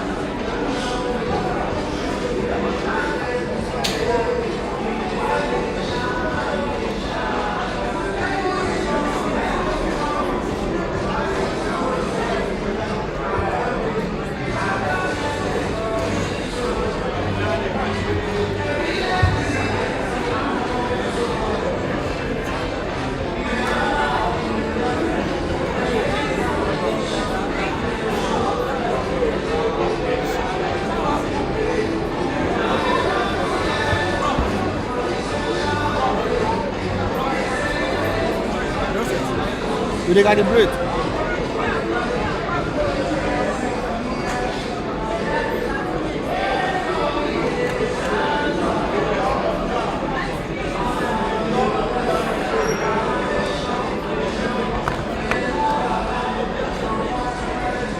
You guys have a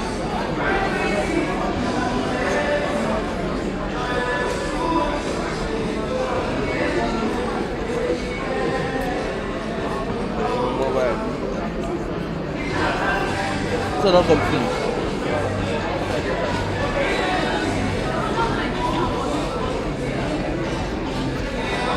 Where power bank and that tape? Papa. Give me my code. How about the tape?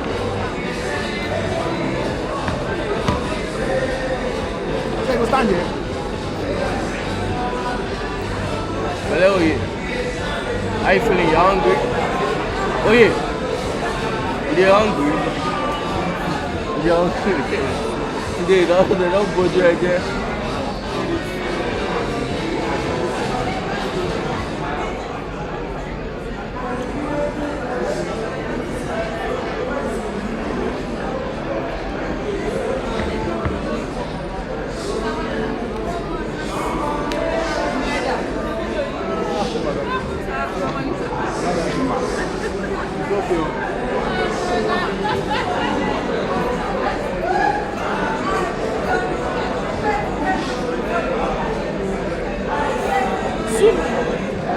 So èwo ni wọ́n máa ń lò? So ó máa display lórí screen anything. Wọ́n máa display zoom yẹn. Lórí screen. So I've given them cable already. Ime? No, not with this system. It has made a co-host already now. Oh, Shamila. Yeah.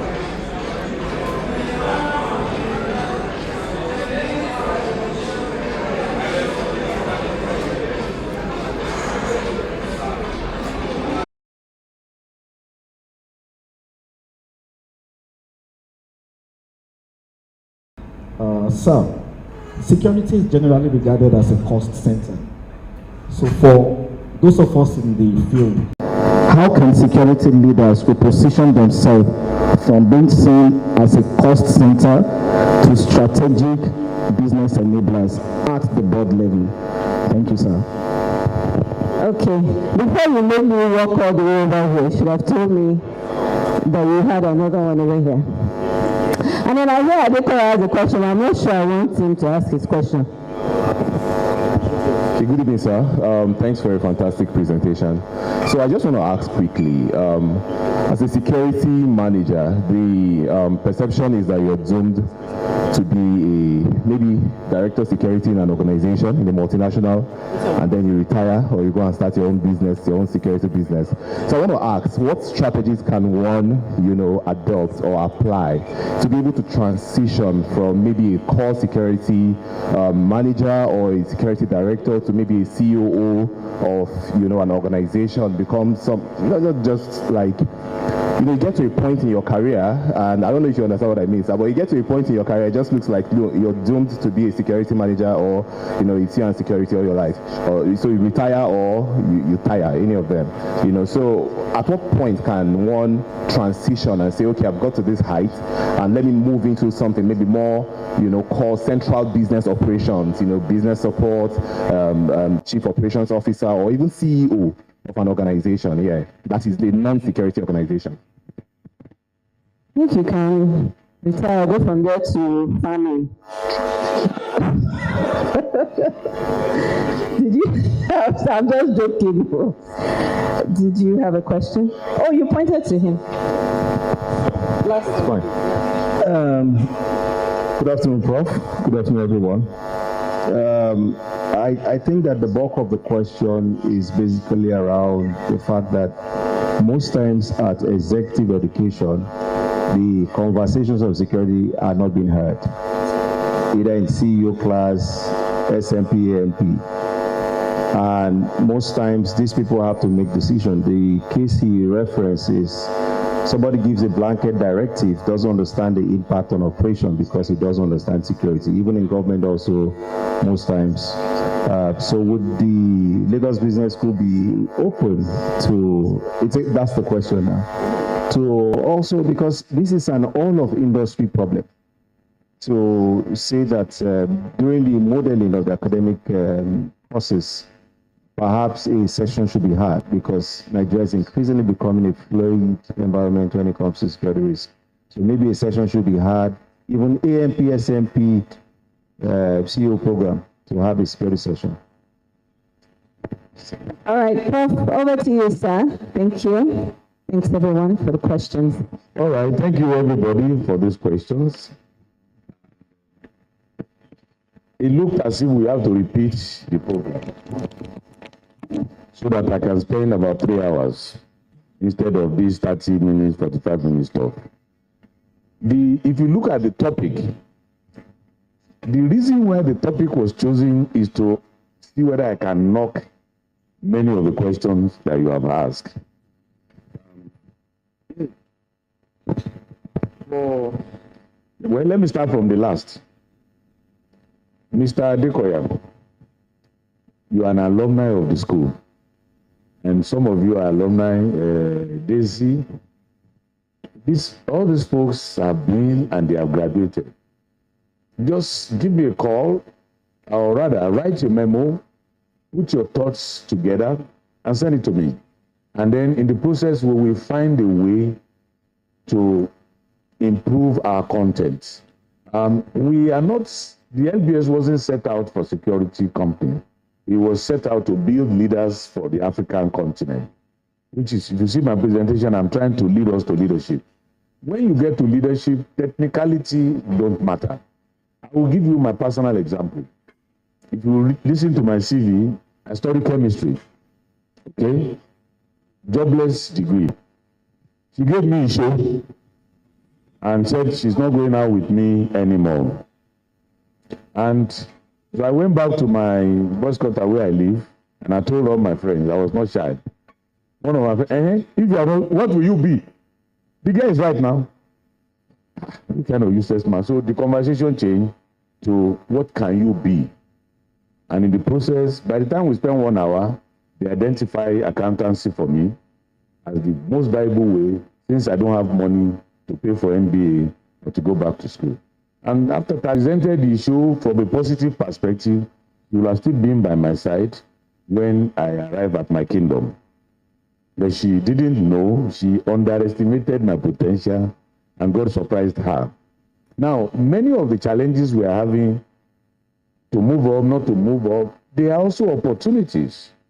The path to become chief executive, apart from very few companies, where they say you must be a doctor to be a medical director, you must be a geologist to be MD of Shell, you must be an engineer to be MD of Shell. All those companies that think like that, those people kill their companies. Who are the people running down the hospitals in this country? It's the medical doctors. Why? In their curriculum, there is no administration, there is no marketing, there is no leadership. It's all surgery. They see everything from medical perspective until they ruin the hospital. Whereas if you make a pharmacist mistakenly to become medical director, you will see how profit will be flowing. Now, the curriculum, is there anybody here who studies security management in undergraduate? In this room? Zero. Now, it is the wind and the challenges of life that brought you here. And you have embraced it, and you are successful. This is how you need to embrace every other thing. And because you came from another profession and you landed in security, even if there's anybody that studies security management as first degree, you will do better than him. Because now you have learned security in addition to your primary discipline. You have opportunities to see things from different angles. So just chill. My brother, you have a challenge. You want to be MD of wherever you work. I've told you what you need to become the MD. Do you remember them? Finance, selling skills, people management skill, strategic thinking skill, you will grab the job. Anytime they advertise chief executive role or CEO role, apply. Where is that, my brother? Apply. And before you go for interview, come and see me.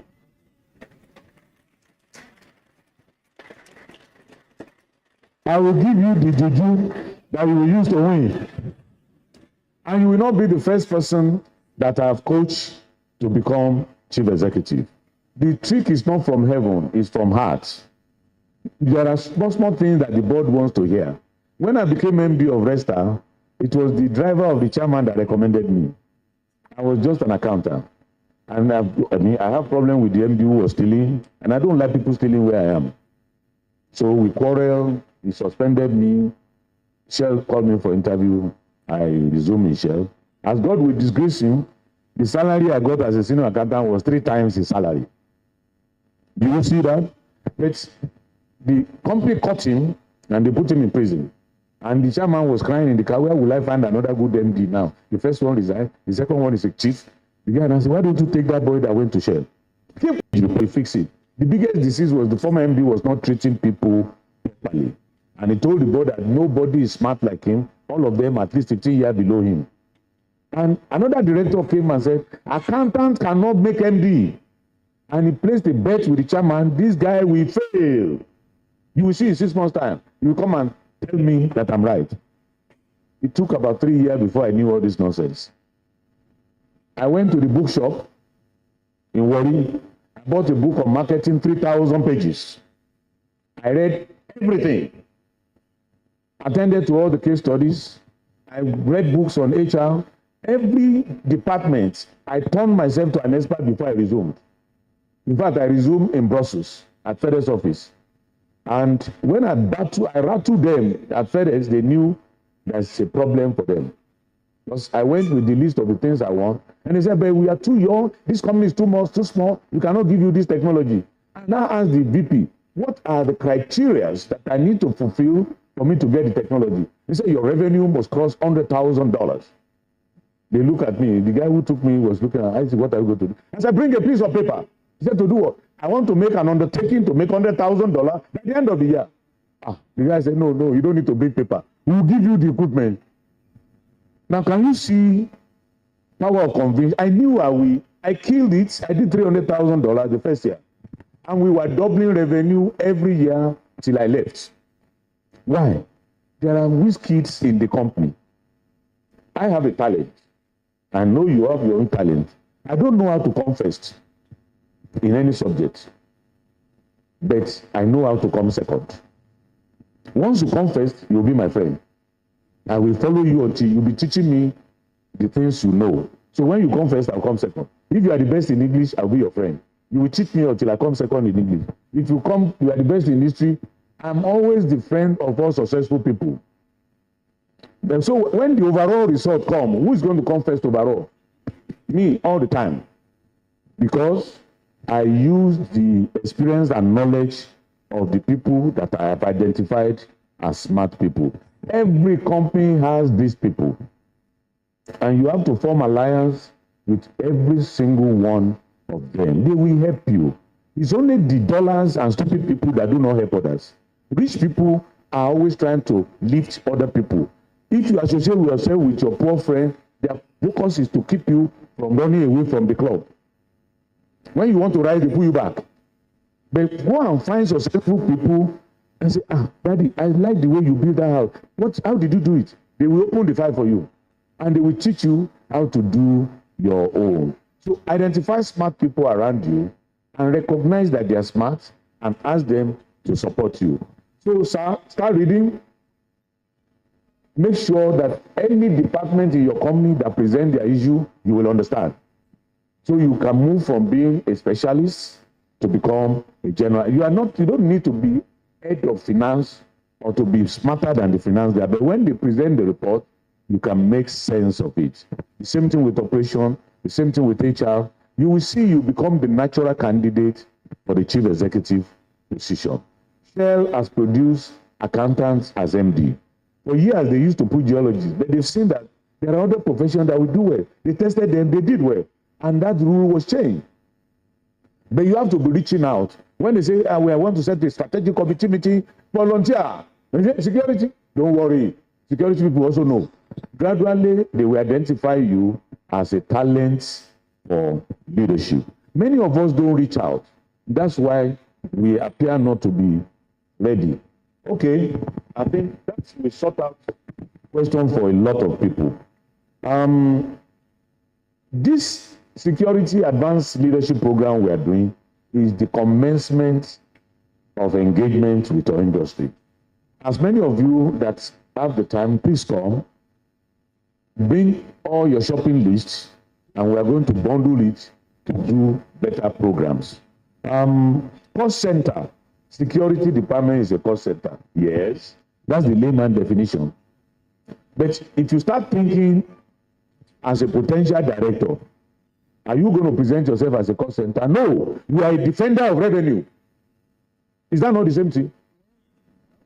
If we don't perform and there's a security breach, the revenue will drop by 50%. We are here to make sure there's no revenue drop. There are 3 ways you can bring improvements to any organization. The first one is to do more of what you used to do. That is the easy way, true, tried, and tested. The other way is to improve everything that you are doing. Is the security department not capable of improving? There are things you are doing now with 3 people which you can achieve by 1 person. By deploying technology, by training your guys to become better. You will find your own way. If you spend 10 billion last year and you come on your own and say we can still achieve the same result with 7 billion, are you still a cost center? No, you have added on. What new thing can you bring that will bring joy to your business? Everybody can do that. And it's just a change of perspective. It's thoughtful, but you have to go and learn other things. I think I've talked about that. Alignment, how do I position? No. Every time they say downsize, because you are the one call. When the board of directors say, no, let's raise the floor of this building, and it's dangerous for the company. Alignment. How do I? We believe that businesses are set up to do good, not to do evil. We bring joy to the world. Bring joy to the world. We bring joy to our staff. We bring joy to our customers. And it is from bringing the joy that we create that we make money when the customer bless us, because we have made their life great. There's no way your customers can be happy when you assemble thousands of unhappy staff. So values are created. This is my first philosophy, PSP. We look for brilliant people, intelligent people to work for us. We keep them highly skilled through training and good motivation and fair treatment, so that every time they are running to the office because in the office is a good place to be. That's their joy is what translates as in big revenue. Anybody who said his staff will not benefit, I guarantee you very soon the shareholders too will not get anything. Now, should you pay all the profit to the staff? No. You will give some percentage to staff, some percentage to owner, some percentage to government. Once you become MD, you become the man that is sharing prosperity among 3 greedy people. If one person is more greedier than the other 2, his greed will kill the enterprise. If the staffs are the most greedy and they want all the money, the shareholder will call up their money, your company will die. If you are greedy and you don't give inland revenue, one day they bring a banner, they stick it on your office, you are dead. Everybody must be satisfied. And that's your headache as MD, making sure everybody is happy. You are a politician, managing 3 greedy, contending parties. And don't forget, you're also a bloody employee too. If you don't treat your staff well, they will also not treat you well. Okay, the last and the first. EDC. My first answer has answered you. Come, send me email. Come to FBS, send us proposal. If you come through me, I'm the chairman of seminars committee. We present it to my people, and we can get somebody that will design program for you, just like the one we are marketing now. Thank you. Awesome. Thank you. Round of applause, please, for Dr. Isaac Bagbe. Ah, it's okay, sir. Okay, thank you. And so I believe his contact details are here, by the way. He said it a couple of times. Call me, email me. It's on the screen here. If you're in the back, you can see just Zoom with your phone, and you should be good to go. But I think we are good to come to a healthy stop. Do you all agree? Yes. I know there's supposed to be one more session, but remember what I said earlier, we shall adapt, right? So what we're going to do with that is at some point later on, we can have a standalone webinar session on that topic. Do you guys agree with that? Or should we push forward and do another session? We can have a separate, later in the month, have like a webinar on AI for security managers. Is that okay? Mike. Is that okay? No. Okay, I didn't hear them. It's like they want us to continue. So is that okay? No. All right, well, ladies and gentlemen, this brings us to the end of our session today. Please give yourselves a round of applause. I'm going to call... Okay. Yes, I'm going to call on our able chairman to give his closing remarks. Just closing remarks to wrap it all up. And then Dr. Isaac will also, once he's done, we'll just call on.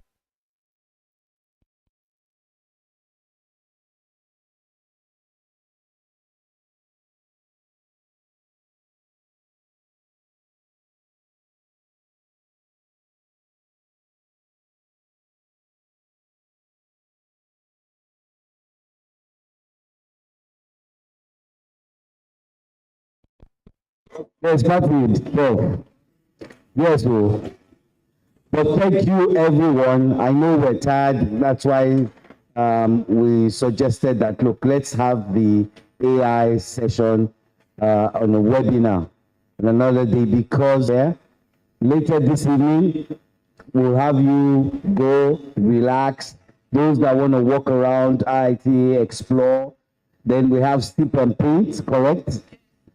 So we have sip and paint for those who are interested in sip and paint. They will announce on the group where that will be done. And later tonight, we go groove.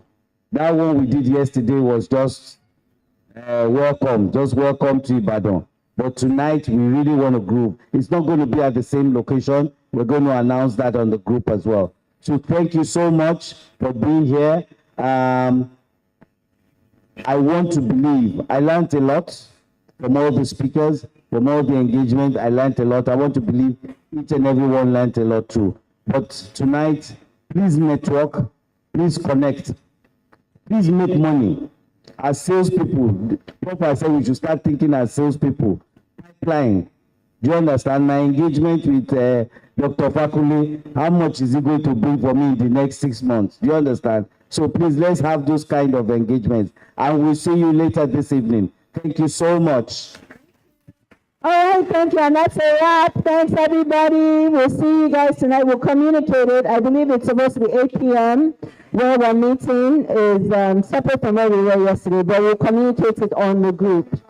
We'll communicate it on the group. Exco, please come to the top. Dr. Isaac, please come so we can have a quick photo up.